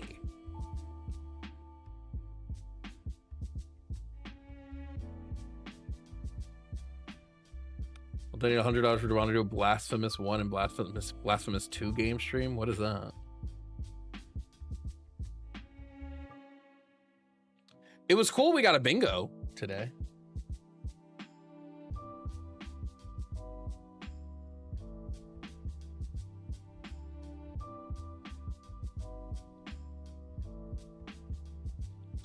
I tried Power World, I didn't like it. Couldn't get into it. Does most of the stream just consist of waiting for somebody to call in? Yeah, there's 2 people being screened right now. Yeah, if there's no calls in the queue, then yeah, we just sit here and hang out while we wait for calls. I keep telling myself when their stream is dead like this, I should be in the horizontal chats. I should be reacting to stuff. I just don't.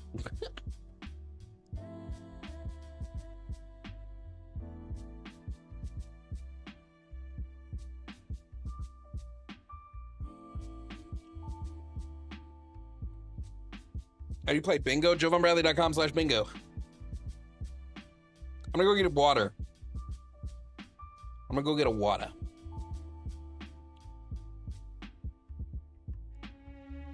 All right, we'll get to Jib. 'Cause that name sounds real. We'll get to that caller in a second. I'm just gonna go grab water real quick.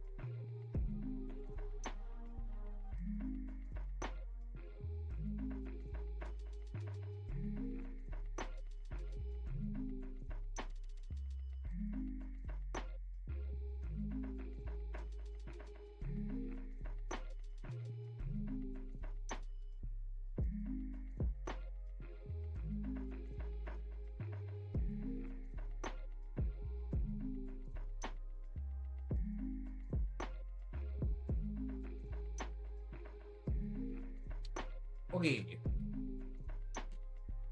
Ugh.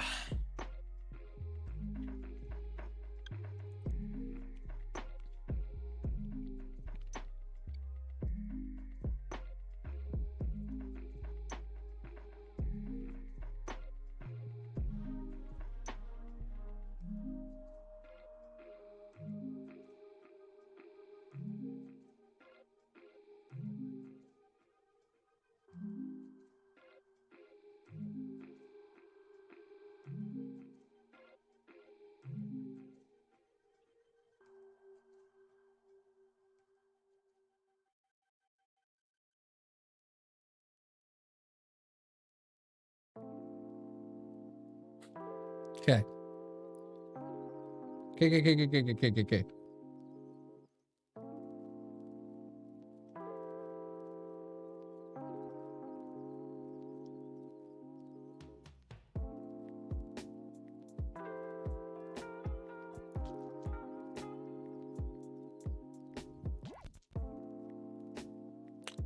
All right. All right, coming up next, we have Jib, who's calling from California to talk about topic number 2, trans kids deserve gender affirming care. Jib, if you can hear me, please provide me with your age and pronouns. Yes, I'm 32, he, him, from California. All right, Jib, you are very loud. I'm going to turn you down a little bit. Oh, well, that's turning you down for the stream. Let me keep you up for stream. Stream, let me know volume-wise if I need Jib to be turned down at all. All right, Jib, I believe trans kids deserve gender-affirming care. Do you disagree, and if so, why? All right, first I would want to ask you, like, what you mean when you say gender-affirming care, because I'm pretty sure we're going to be using these terms differently. For me, gender-affirming care would be an acceptance of the body that they are born in, as I use gender to mean adult male or adult female, and I believe that boys and girls can, act outside of masculinity or femininity. Like a boy could be feminine, and we already have like a term for that, like a femboy. A girl could be masculine, and I feel like we have a term for that already, which is tomboy. And when it comes to gender as a self-ID concept, I believe it's heavily reliant on stereotypes of the male and female sex as far as like our interests and our social behaviors, our way of dressing. And that's my thought process. Yeah, so which you said like 4 or 5 things. Which of those do you want me to tackle first? Also, you are very loud. If you could take a step back from your microphone. Oh, yeah, I'm using a phone right now. I'm trying to talk quiet, but I have a very loud voice. Yeah. Yeah, Jib, you said like 4 different things, most of which don't matter in the conversation that we're having, which are whether or not trans kids deserve access to gender affirming care. Gender affirming care, as I would define it, would be the same way it's defined medically, which is any medical, behavioral, psychological, or social treatment to affirm a person in their gender identity. So I would define it in the same way it's being defined medically. Okay. Well, yes, I guess I would just say that I think it's healthier for boys and girls to explore their femininity or masculinity without it being tied to their gender. Because for me, it sounds very close What does that to, have to do with gender affirming care, though? Well, the issue I have with like the term gender affirming care is it tends to go down the route of, oh, we believe people are born trans, when I don't think people are born trans. I think trans is something you become. Become based on what? Based off of attempting to live your life as the other sex and appear as the other sex. But why, if you're not born trans, which I might disagree with as well, that people aren't born trans, they're just born predisposed to specific gender identities. So what would you say causes someone to be trans? There's a lot of different things that could cause people to want transition, like people who have gender dysphoria, where they Well, gender dysphoria like doesn't make you trans. Gender dysphoria is just something that can arise when you are trans. It's not what makes you trans. Well, when it comes to what makes you trans, I think that's basically what makes somebody trans is just attempting to appear as the other sex and live their life as the other sex. What if you said someone can't be born trans, so it's something they become later? Why would they become trans later? They'd become trans later most likely because they had a leaning towards the feminine or the masculine, because not all boys will be interested in like living their life what as about a male. masculine because trans women? well, when it comes to masculine trans women, I usually refer to them as tomboys. Why would you refer to? Okay, well, wait. Why would you refer to them as tomboys? I would refer a masculine woman as a tomboy because to be masculine means that she behaves more in line with like what males typically are interested in, like maybe her social behavior along with her interests, and maybe she's more into like rough housing and also like the style of dress. Okay, I think I need to try to understand something here. Jib, do you think when a child tells an adult in their life that they are trans, that child is actually trans? No, I would say that child most likely might have a maybe they have like a dysphoria, or they might be Well, having suffering from dysphoria some form wouldn't of. make you not trans. Well, what I mean by that is they might have some underlying like medical condition where they want An underlying to. medical condition. Yes, and what I mean by that is again like the dysphoria, or I could think of it as A dysphoria and maybe I'll doesn't give make you trans. The only reason they're having the dysphoria is because they're trans in the first place. This is why dysphoria can exacerbate during puberty. Right? You like, so I'm Jib. Okay. You've told me that you don't believe trans kids are trans and that they might have some underlying medical condition. Do you have any sort of piece of evidence, preferably academic or medical, that reaffirms this position? I use deductive reasoning for the most part, so I don't really look at things online or do a whole lot of research. I usually just break down what I hear from the trans community. Like, let's say I hear the phrase like trans women are women, and I'll think to myself like, well, what does that mean to be a woman? Or when I hear like trans rights or human rights, I'll break that down and think like, well, what does this mean? So deductive reasoning can work in a lot of instances. It kind of falls apart when we have direct evidence for the contrary. But let's use deductive reasoning for a second. Let's just use deductive reasoning. I'm going to ask you a few questions, and let's just see. Okay. Let's start with the first question. Would you agree that humans can have an internal sense of gender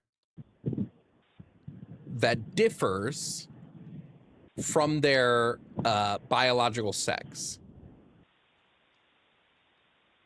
When it comes to their internal sense of gender, it's something that I mentioned to the, what do you call it, the screener beforehand.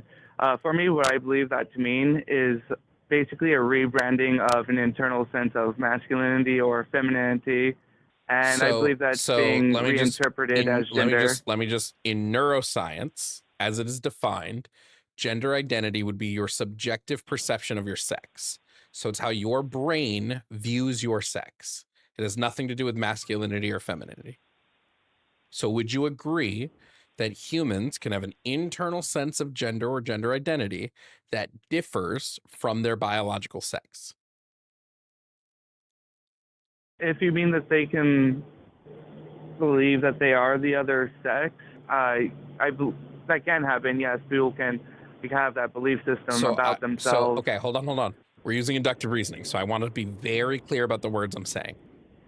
A human can have an internal sense of their sex, so their brain can have a subjective perception of what their sex versus what their sex actually is. Do you agree with neuroscience in this proposition? I'm sorry, could you repeat that? I was getting some text messages on my phone, so I was hearing dings, which sort of interrupted your sentence. Yes. Do you agree with the common consensus in neuroscience that a human can have an internal sex an internal perception of their sex that differs from what their sex actually is? Do you agree with the common neurological consensus on this? I would say to like an extent, because I understand what they're trying to say. I would just I would look at it from like a different framework, which is again the internal perception. We'll get to all of that. I just needed to know, yes or no, that you agree with this premise that humans can have an internal sense of gender and gender identity that does differ from their biological sex. Okay, I'm gonna go with. I'll try to say yes with caveats. I'll just say yes with caveats, just to move the conversation along. Okay. Premise 2. Even humans under the age of 18 can have this internal sense. Would you agree with this premise? Yes. Great. So the conclusion here would be that there are indeed transgender children. Something I would say there is I never claim that children can't be trans. I'm just saying that. Okay, hold on. We're getting there. We're getting there. I'm trying to get a baseline for what we believe and agree with. So we believe that there are transgender children. Now the next point, right? Now we're going to move on to our next syllogism here, right? Our next point, P1. It is widely considered, or let me rephrase that. The medical consensus on gender affirming care is that it helps trans people. I'll just say that. The medical consensus on gender affirming care is that it helps trans people. Do you agree with this premise? I would say I don't agree because I think it just reaffirms a belief they hold about themselves. Okay, hold on. You don't agree with the premise the medical consensus on gender affirming care is helpful to trans people. So now I would need, because this is a disagreement that's not disagreed based on any inductive reasoning. You're disagreeing on medical consensus on what does or does not benefit. So I would need now some type of academic or medical source that reaffirms this disagreement. I don't have a medical source. I would just think to myself again, like, what do these terms mean when people say they have like this internal belief about themselves? Okay. Well, it's just like a separate framework. Hold on. Then let's use inductive reasoning in this way. New syllogism here that's going to link us back to syllogism 2. So this is syllogism 2.1. Okay. If a treatment increases a person's overall well-being or mental state, then that treatment is beneficial to that person. Do we agree on premise 1? I would not agree on premise 1. Okay, what's your contention with premise 1? No worries. My contention with premise 1 is people can be affirmed of something and that can make them feel good, but affirmation doesn't always lead to positive outcomes. Well, hold on. I don't think you fully listened to premise 1. So let me repeat it. If a treatment, this is any treatment, increases a person's overall well-being, so overall well-being, or mental state, then that treatment can be considered beneficial to that person. Well, I think there might be two different questions there because there's the well-being and then there's the mental state. Great. We'll cut So out, I we'll cut think out I was, mental state. We'll cut out mental state. Just if a treatment increases a person's overall well-being, then that treatment can be considered beneficial to that person. it's that one's a little bit more tricky for me to answer because it really depends on what we mean by their overall well-being, since it's Well, a that lot would more be general subjective to than the individual, right? yeah. So that one's a lot trickier because it comes down to like, well, what do we really mean here? I'll tell you what I mean. Overall well-being, I'll define it as this: an increase in the quality of life the person was living previously. So they've had an increase in quality of life. Their overall well-being has gotten better.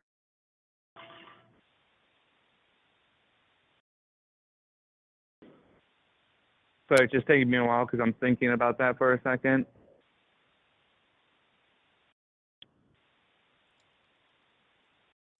Well, let me see. When it comes to people's overall well-being, it still sort of sounds like what they like would prefer.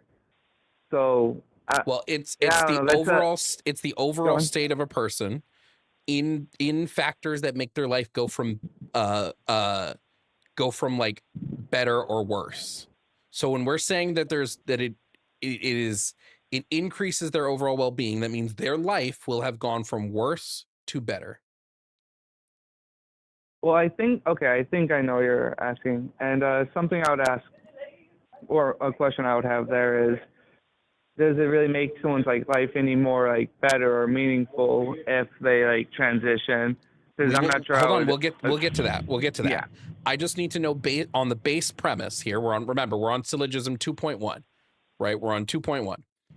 The base Right. here. You know what? I'm going to make sure. I'm going to put this on screen, by the way, for everybody. So give me a second, everybody. Just the base syllogism here is if a treatment increases a person's overall well-being, then that treatment can be considered beneficial for that person.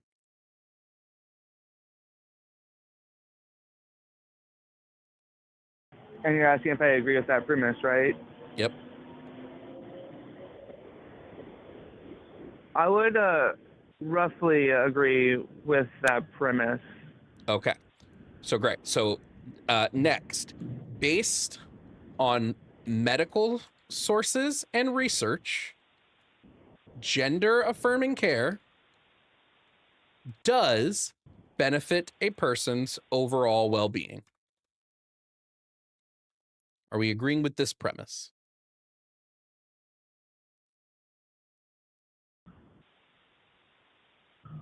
I would say I can't really agree with that premise because I'm still looking at it as the topic of one's gender identity as sort of an internalized form of masculine or feminine. So Okay, for me, so remember the premise is that we're talking specifically based on medical sources and research that gender affirming care does benefit a person's overall well-being. So that means if you're going to disagree, it would have to be a disagreement with the medical research. But the medical research, I'm going to tell you as somebody who studies it heavily and who has an entire source document, joevonbradley.com/resources, where you can access this source document. When you can access these resources, it is overwhelming that based on medical research, gender affirming care does benefit a person's overall well-being. I can even give you some of those resources now if you want them. I'll just try focusing on the conversation because I have trouble focusing myself. Okay. So again, if I bounce around, based on medical studies and research, gender affirming care does benefit a person's overall well-being. Okay, so when it comes to that premise, I do think that the medical field can be wrong. So I think in this case they could be wrong But you're believing they're wrong not based on any research or evidence right now. That's my issue. Oh, yes, I believe that they're wrong in the case of like what their reasoning might be. So I would have to hear like their reasons and then pick Their that reasons apart. are, again, what we know is when we look at the actual sources on this, we find that 93% of trans people typically through gender affirming care have improved well-being, which would be the overall state of their welfare evaluated in terms of factors that make their life go from better or worse. So their overall well-being, their lives overwhelmingly go from worse to better when receiving this care. This is based on the medical research. Well, from there, I would say that I don't think their lives are like bad. Like let's say I'm not foreign saying their lives are male. bad. I'm saying their lives go from worse to better. I'm not giving you like a starting point on any of these, just that their overall well-being increases.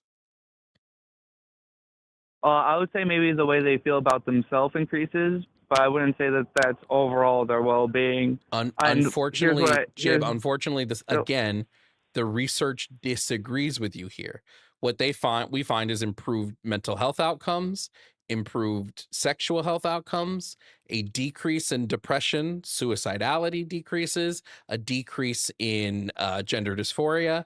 We see overwhelmingly that there's improvements in social functioning, psychological well-being, even or not even, but just like the effects of this are measurable.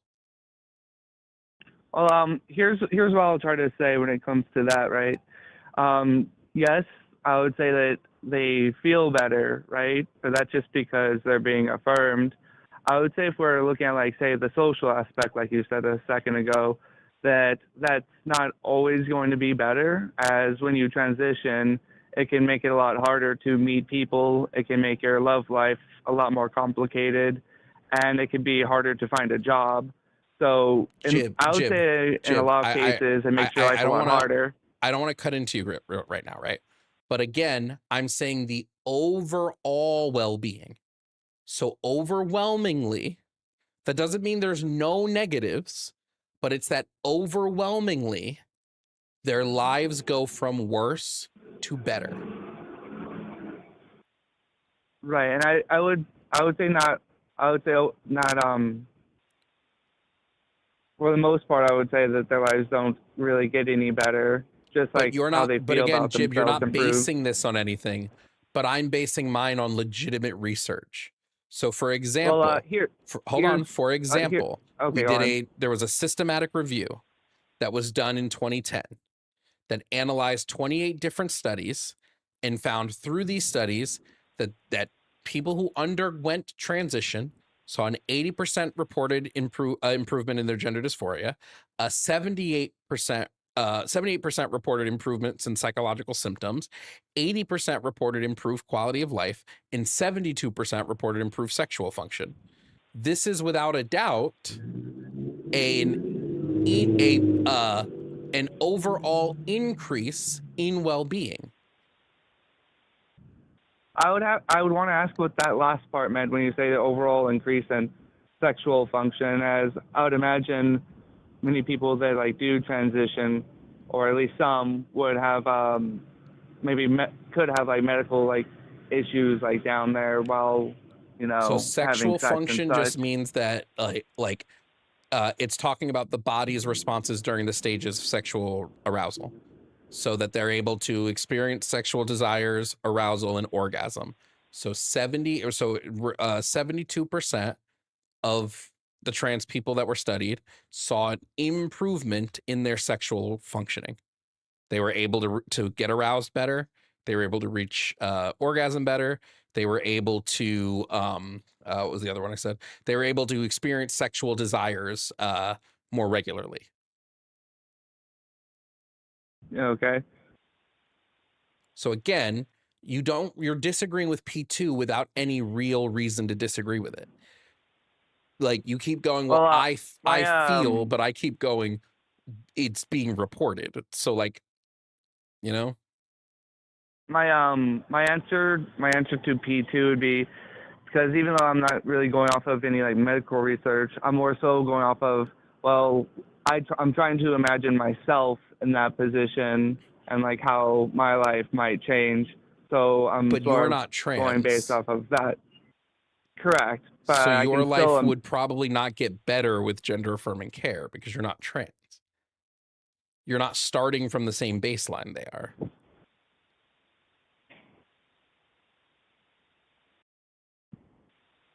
Unless. no, I mean, yeah, I'm not necessarily starting from the same baseline, but I can still like sympathize and like imagine like what it might, like what that might be like. And of course, it's not going to be a direct one-for-one because I don't have like gender dysphoria and I'm not interested in transitioning. But I could still sort of put myself in those people's shoes to an extent. You know what I mean? Yeah, but so here's the issue. They're telling us that they have a better quality of life. And you're saying, well, if I put myself in your shoes, I just don't know that I would.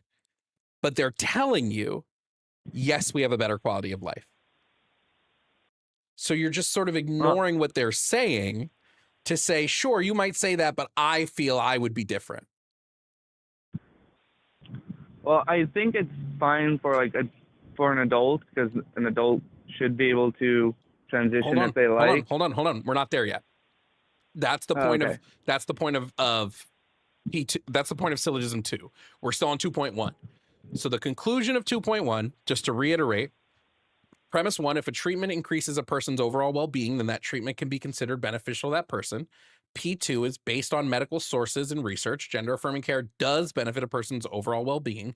Conclusion, gender affirming care helps trans people.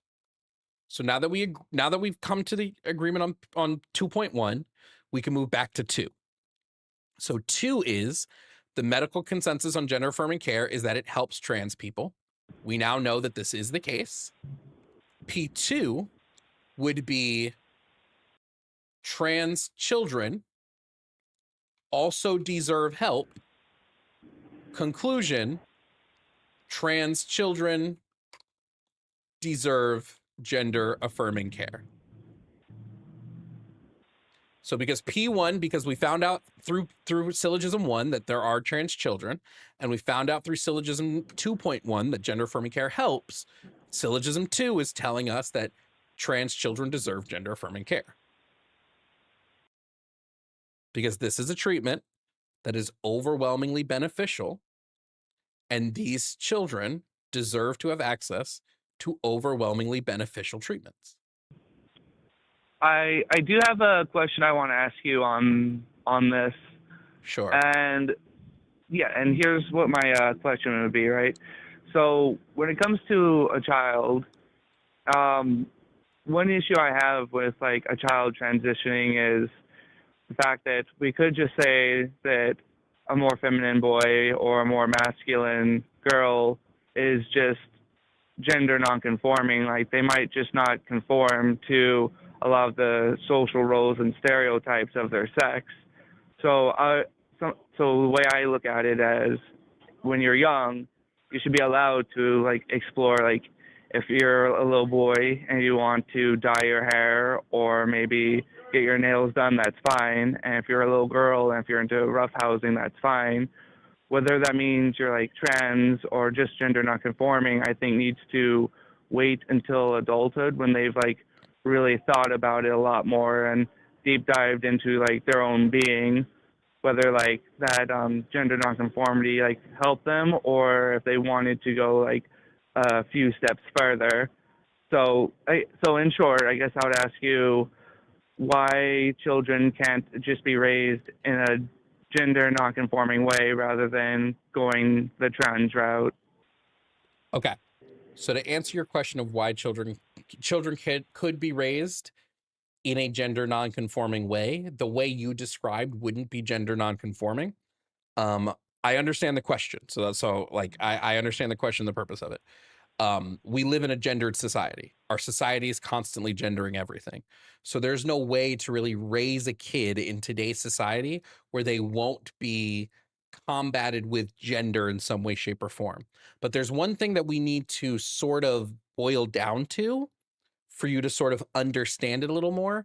And that's the difference between a kid who might be a trans boy or girl. They might be trans non-binary. They might be gender non-conforming. Or the other example, they're a cisgender kid who just doesn't conform to gender norms. Okay? These are all different things, right? The thing you keep going back to and analyzing is a cisgender kid who just doesn't conform to gender norms. We have these all the time. There are tons of cisgender kids who I'm not traditionally masculine or feminine. I just like hanging out. But these are in no way, shape, or form going to equal a trans child. So this is what we're taught, why we did syllogism 1. A cisgender kid who doesn't conform to gender norms does not have an internal sense of self, like an internal sense of gender or gender identity that differs from their biological sex. So it doesn't matter what they, like, masculine or feminine, because that internal sense of self is consistently aligned with their biological sex. They aren't trans. You know what I mean? So those aren't the kids we're talking about. And those kids and trans kids can be raised gender non-conforming all we want. Like when we talk about when we went through our list of syllogisms, it was specifically to break down trans kids separate from these kids.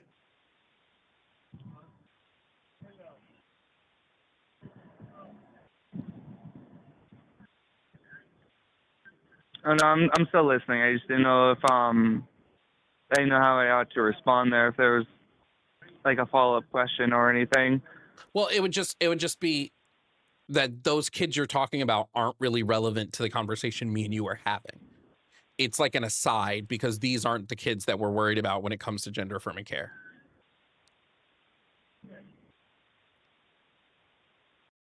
I think another question I would ask there is, if a child is, let's say, like within your framework, right? Let's say a cis child is raised in a gender nonconforming way.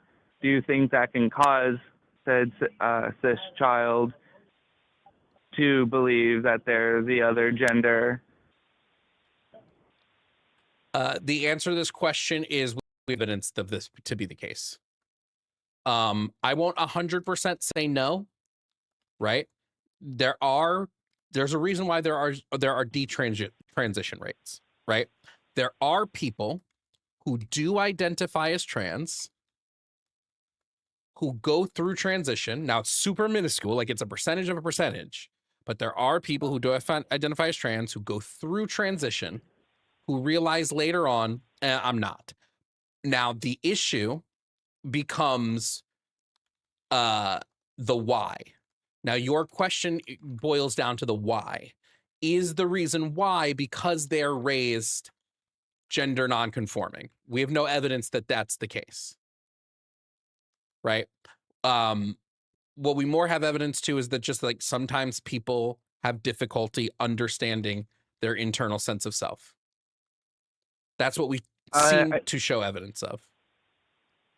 I think a question I'd want to ask in that edge case sense that you just mentioned is the fact that you said there are possible like edge cases like this where a cis person can transition, and then you said the word that they realize they aren't trans, but isn't the transitioning in itself a confirmation that they are trans because they had transitioned to appear as the other sex? Sorry, say that one more time. Yeah, no worries. In these edge cases where a cis person transitions and then they say or they think to themselves, you know, oh, I'm not trans, but isn't them like appearing as the other sex a confirmation that they are trans, even if their identity changes later? Because I think identity is very fluid, and you flop from belief systems all the time. No, the answer is no. And a great example of this would be drag queens, right? Drag queens oftentimes call themselves women. Like drag queens will refer to each other as she and as her. They will dress opposite gender, and they will extremely highlight feminine aspects of themselves. Not all drag queens are trans. Some are, but not every one of them, because they're, again, going back to the first syllogism, their internal sense of gender and what that is aligns with their biological sex. It doesn't disalign with it. So therefore, they're drag queens, but they're not trans. There are some trans drag queens. There are some straight drag queens. Gender expression is a much more heavy and complicated thing, because there's thousands of different external inputs pushing on why someone may choose to express their gender one way or over the other.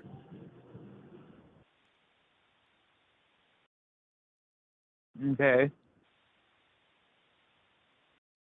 Did you have another question for me? Nope.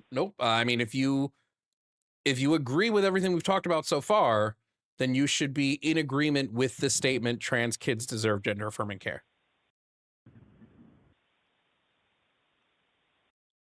I would say I think you have some points worth considering.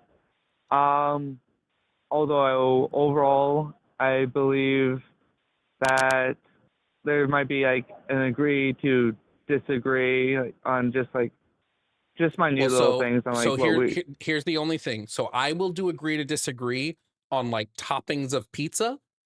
I don't do agree to disagrees in debates unless you can actually come up with the thing we disagree on, and your burden of evidence for it meets my burden of evidence for my side. That's the only way I do agree to disagree in a debate. Well, I'm not necessarily calling to debate. I'm more so having a discussion, just sort of like sharing my ideas and listening to your ideas. I'm not trying to say who is or who isn't fair, right. it's a debate Just sort of my show. concerns. Just throwing that out there. Sorry, what was that? I said, to be fair, it's a debate show. So like that's the point of the show, is to debate. Oh no, I mean I get like your reason for like having a debate show. I think I just came from I might be coming from more of a just chat perspective, really, just bouncing around ideas. So all right, well then here's what I want you to do, Jim. Yeah. Here's what I want you to do. This call will probably be posted in like the next day or two on my channel. Go back and listen to it, and if you have any other questions, call again with what you might have after that. All right? All right. Is this going to be in your live section on your channel right now? Like after the call? Yeah, as soon as the show is over, the whole show will be live on the channel. All right, excellent. I'll probably hop on it and check out the conversation again, because I'm used to doing a lot of text discussions or maybe text debates, and call-in discussions and call-in debates are something I'm still working on. All right, no problem, Jib. You have a good rest of your day. All right, you have a good rest of your day too. Bye-bye.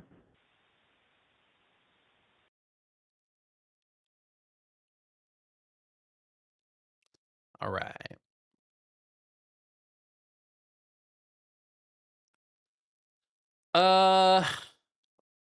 Hopefully they come away thinking differently.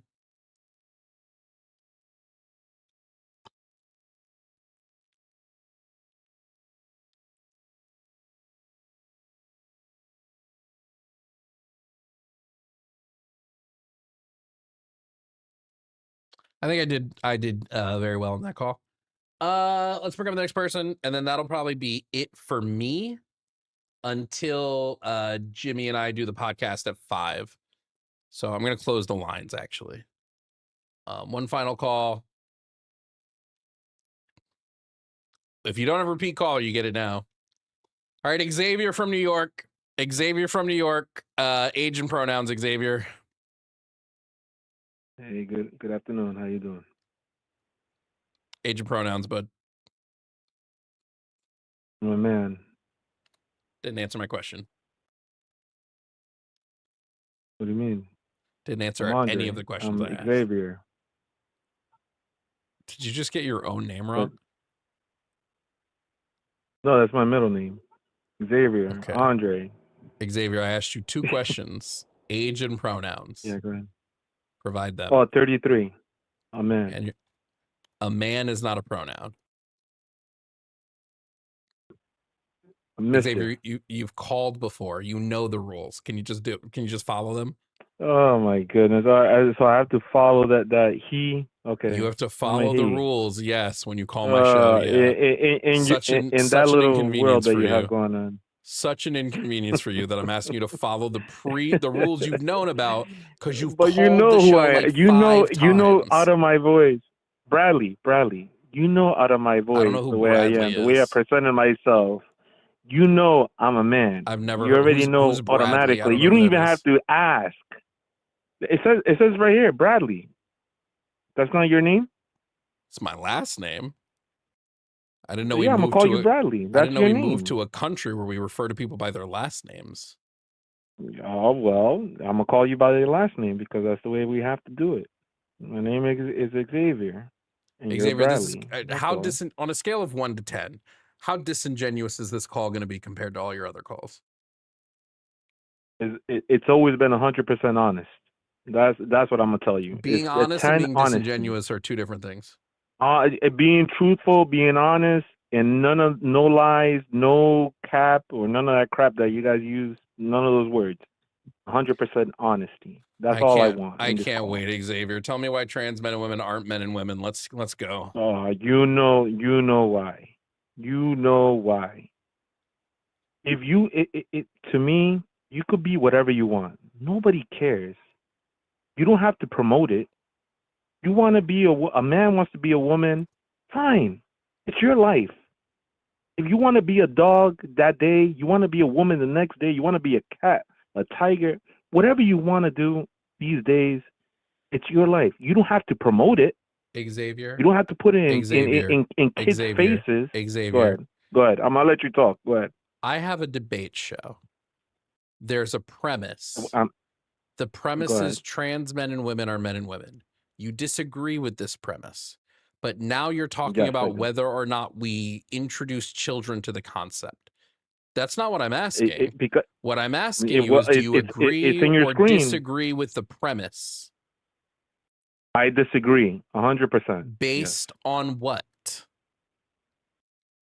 Based on them acting, a man acting like a woman acting like men.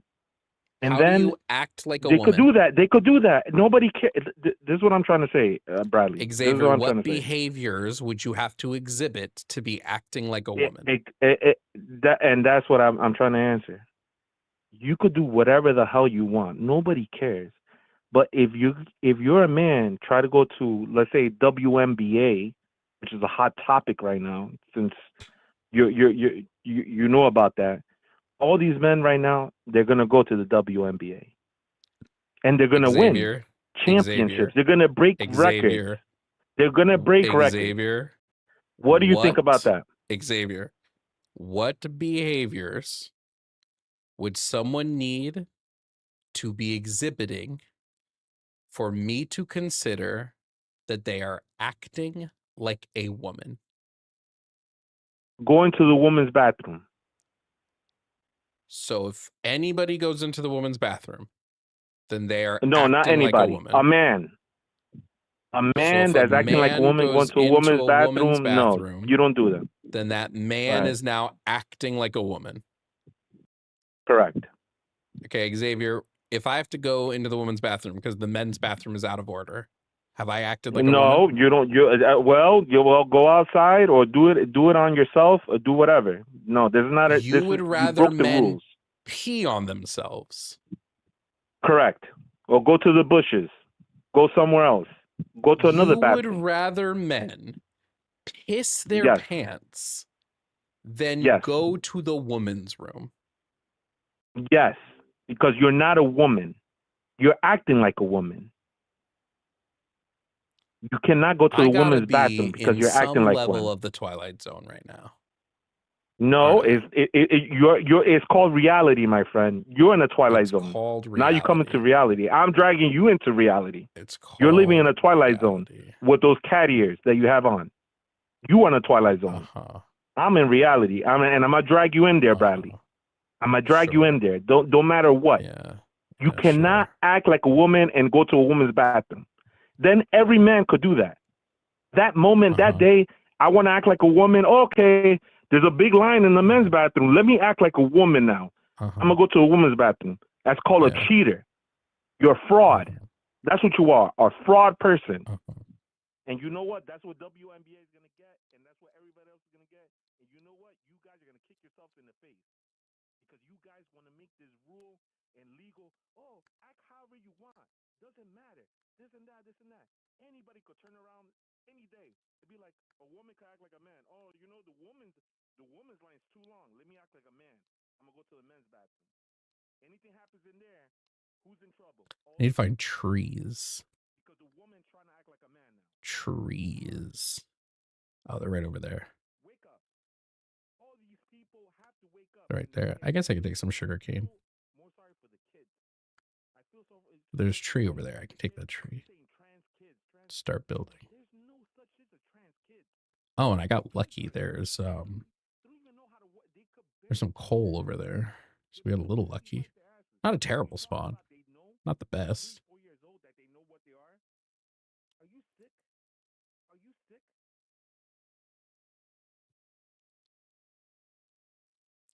Sorry, Hello? I couldn't hear you, Xavier. What did you say? You hung up on me. Let's forget the next person. Xavier. For me, until, Oh, you can't hear me. Jimmy and I Xavier, I can't hear you. What did you say? I had a hard time Yeah, hearing you. no, you put me on mute or something. What happened? No, you weren't muted. You were like breaking up. What were you saying? Did you hear me? Yeah, no, I only heard like the first half of that. You gotta repeat the second half. No, I'm just saying, if a woman wants to act like a man that day, you know, they could go to the men's bathroom. Anything happens. All right, back to what I was doing.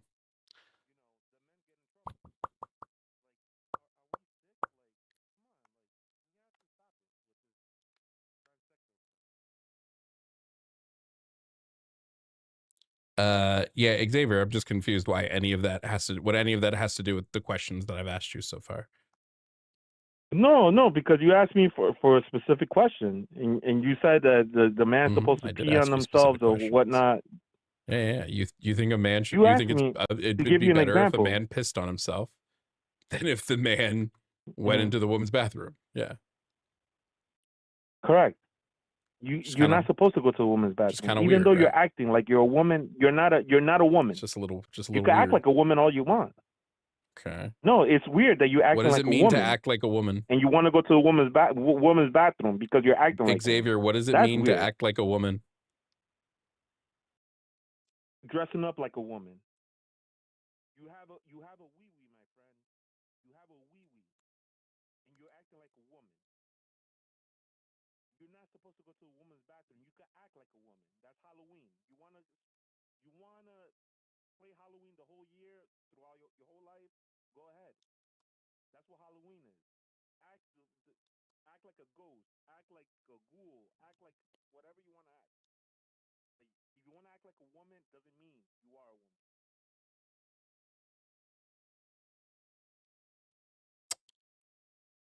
Sorry, what was that? You're playing with me now.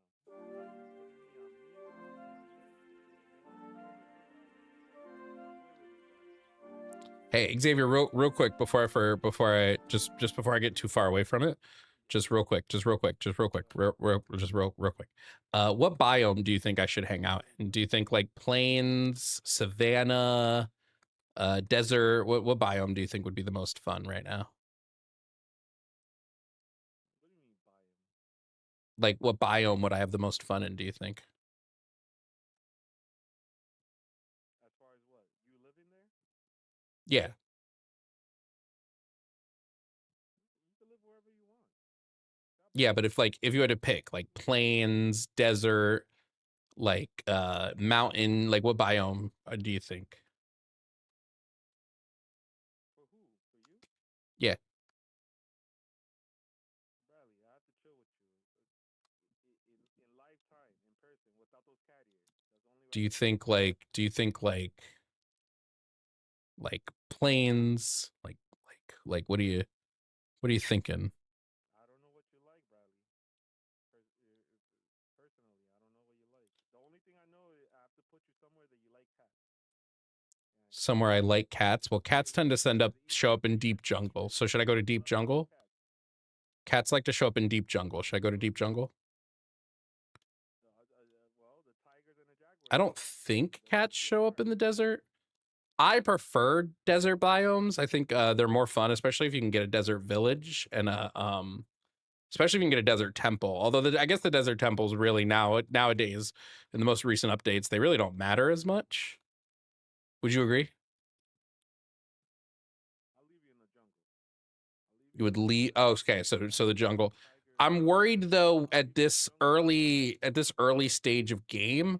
I'm worried about the jungle because of the woodland mansion. Like, what if I come across it? Like, should I just mark it with like like some type of tower so I can get back to it later? I'm definitely not strong enough to handle the woodland manor right now.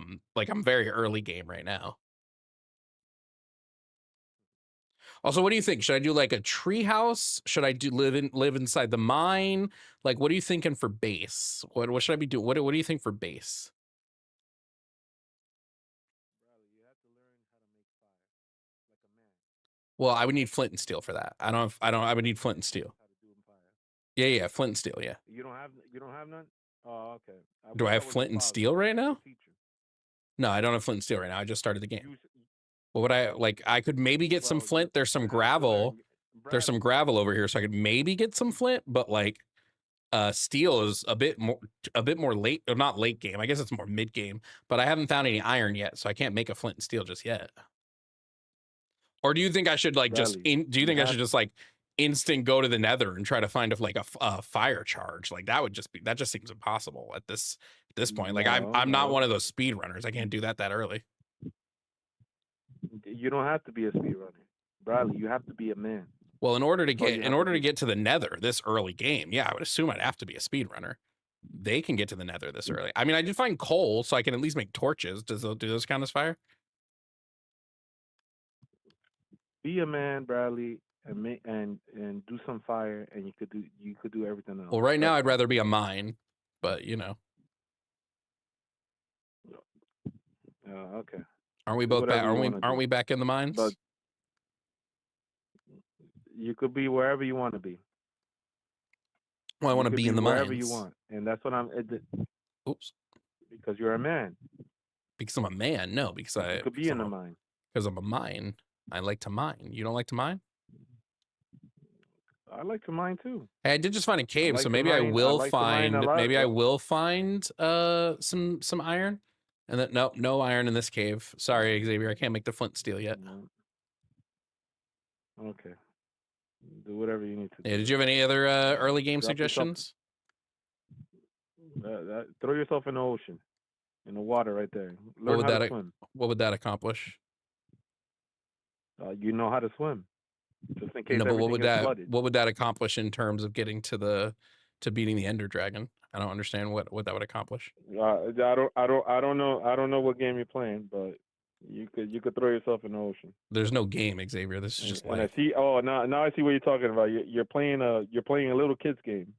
What little kid's game? Yeah, Bradley. What are you talking about? You're wearing cat ears and you're playing a little kid's game. Mm-hmm. What are you talking about? What game? This is what your show went down to.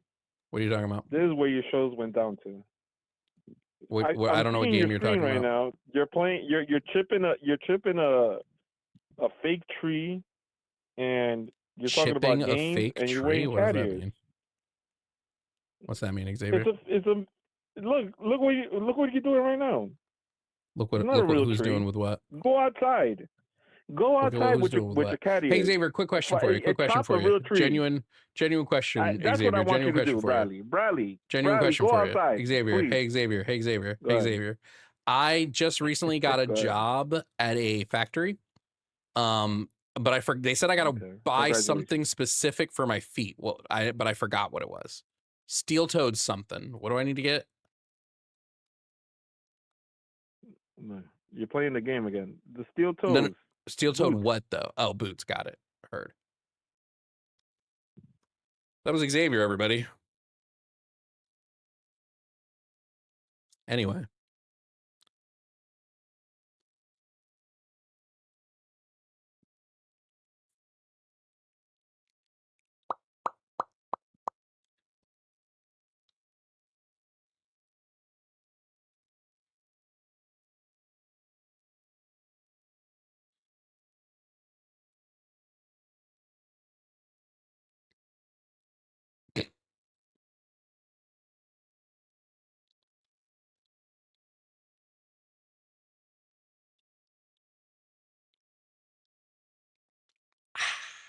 Hey, thanks for watching the show today, guys.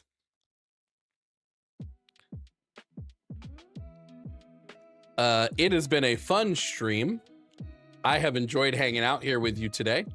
You'll see me live in a couple hours with Jimmy Snow. That will be for the Line Has a Podcast. Remember, linepod.app if you're not on the app. If you are on the app, you can comment on what the news we're going to talk about and like upvote it and everything. Then potentially I'll be on with Arden after that for Joe Varden Games. We'll find out. So yeah. Bye.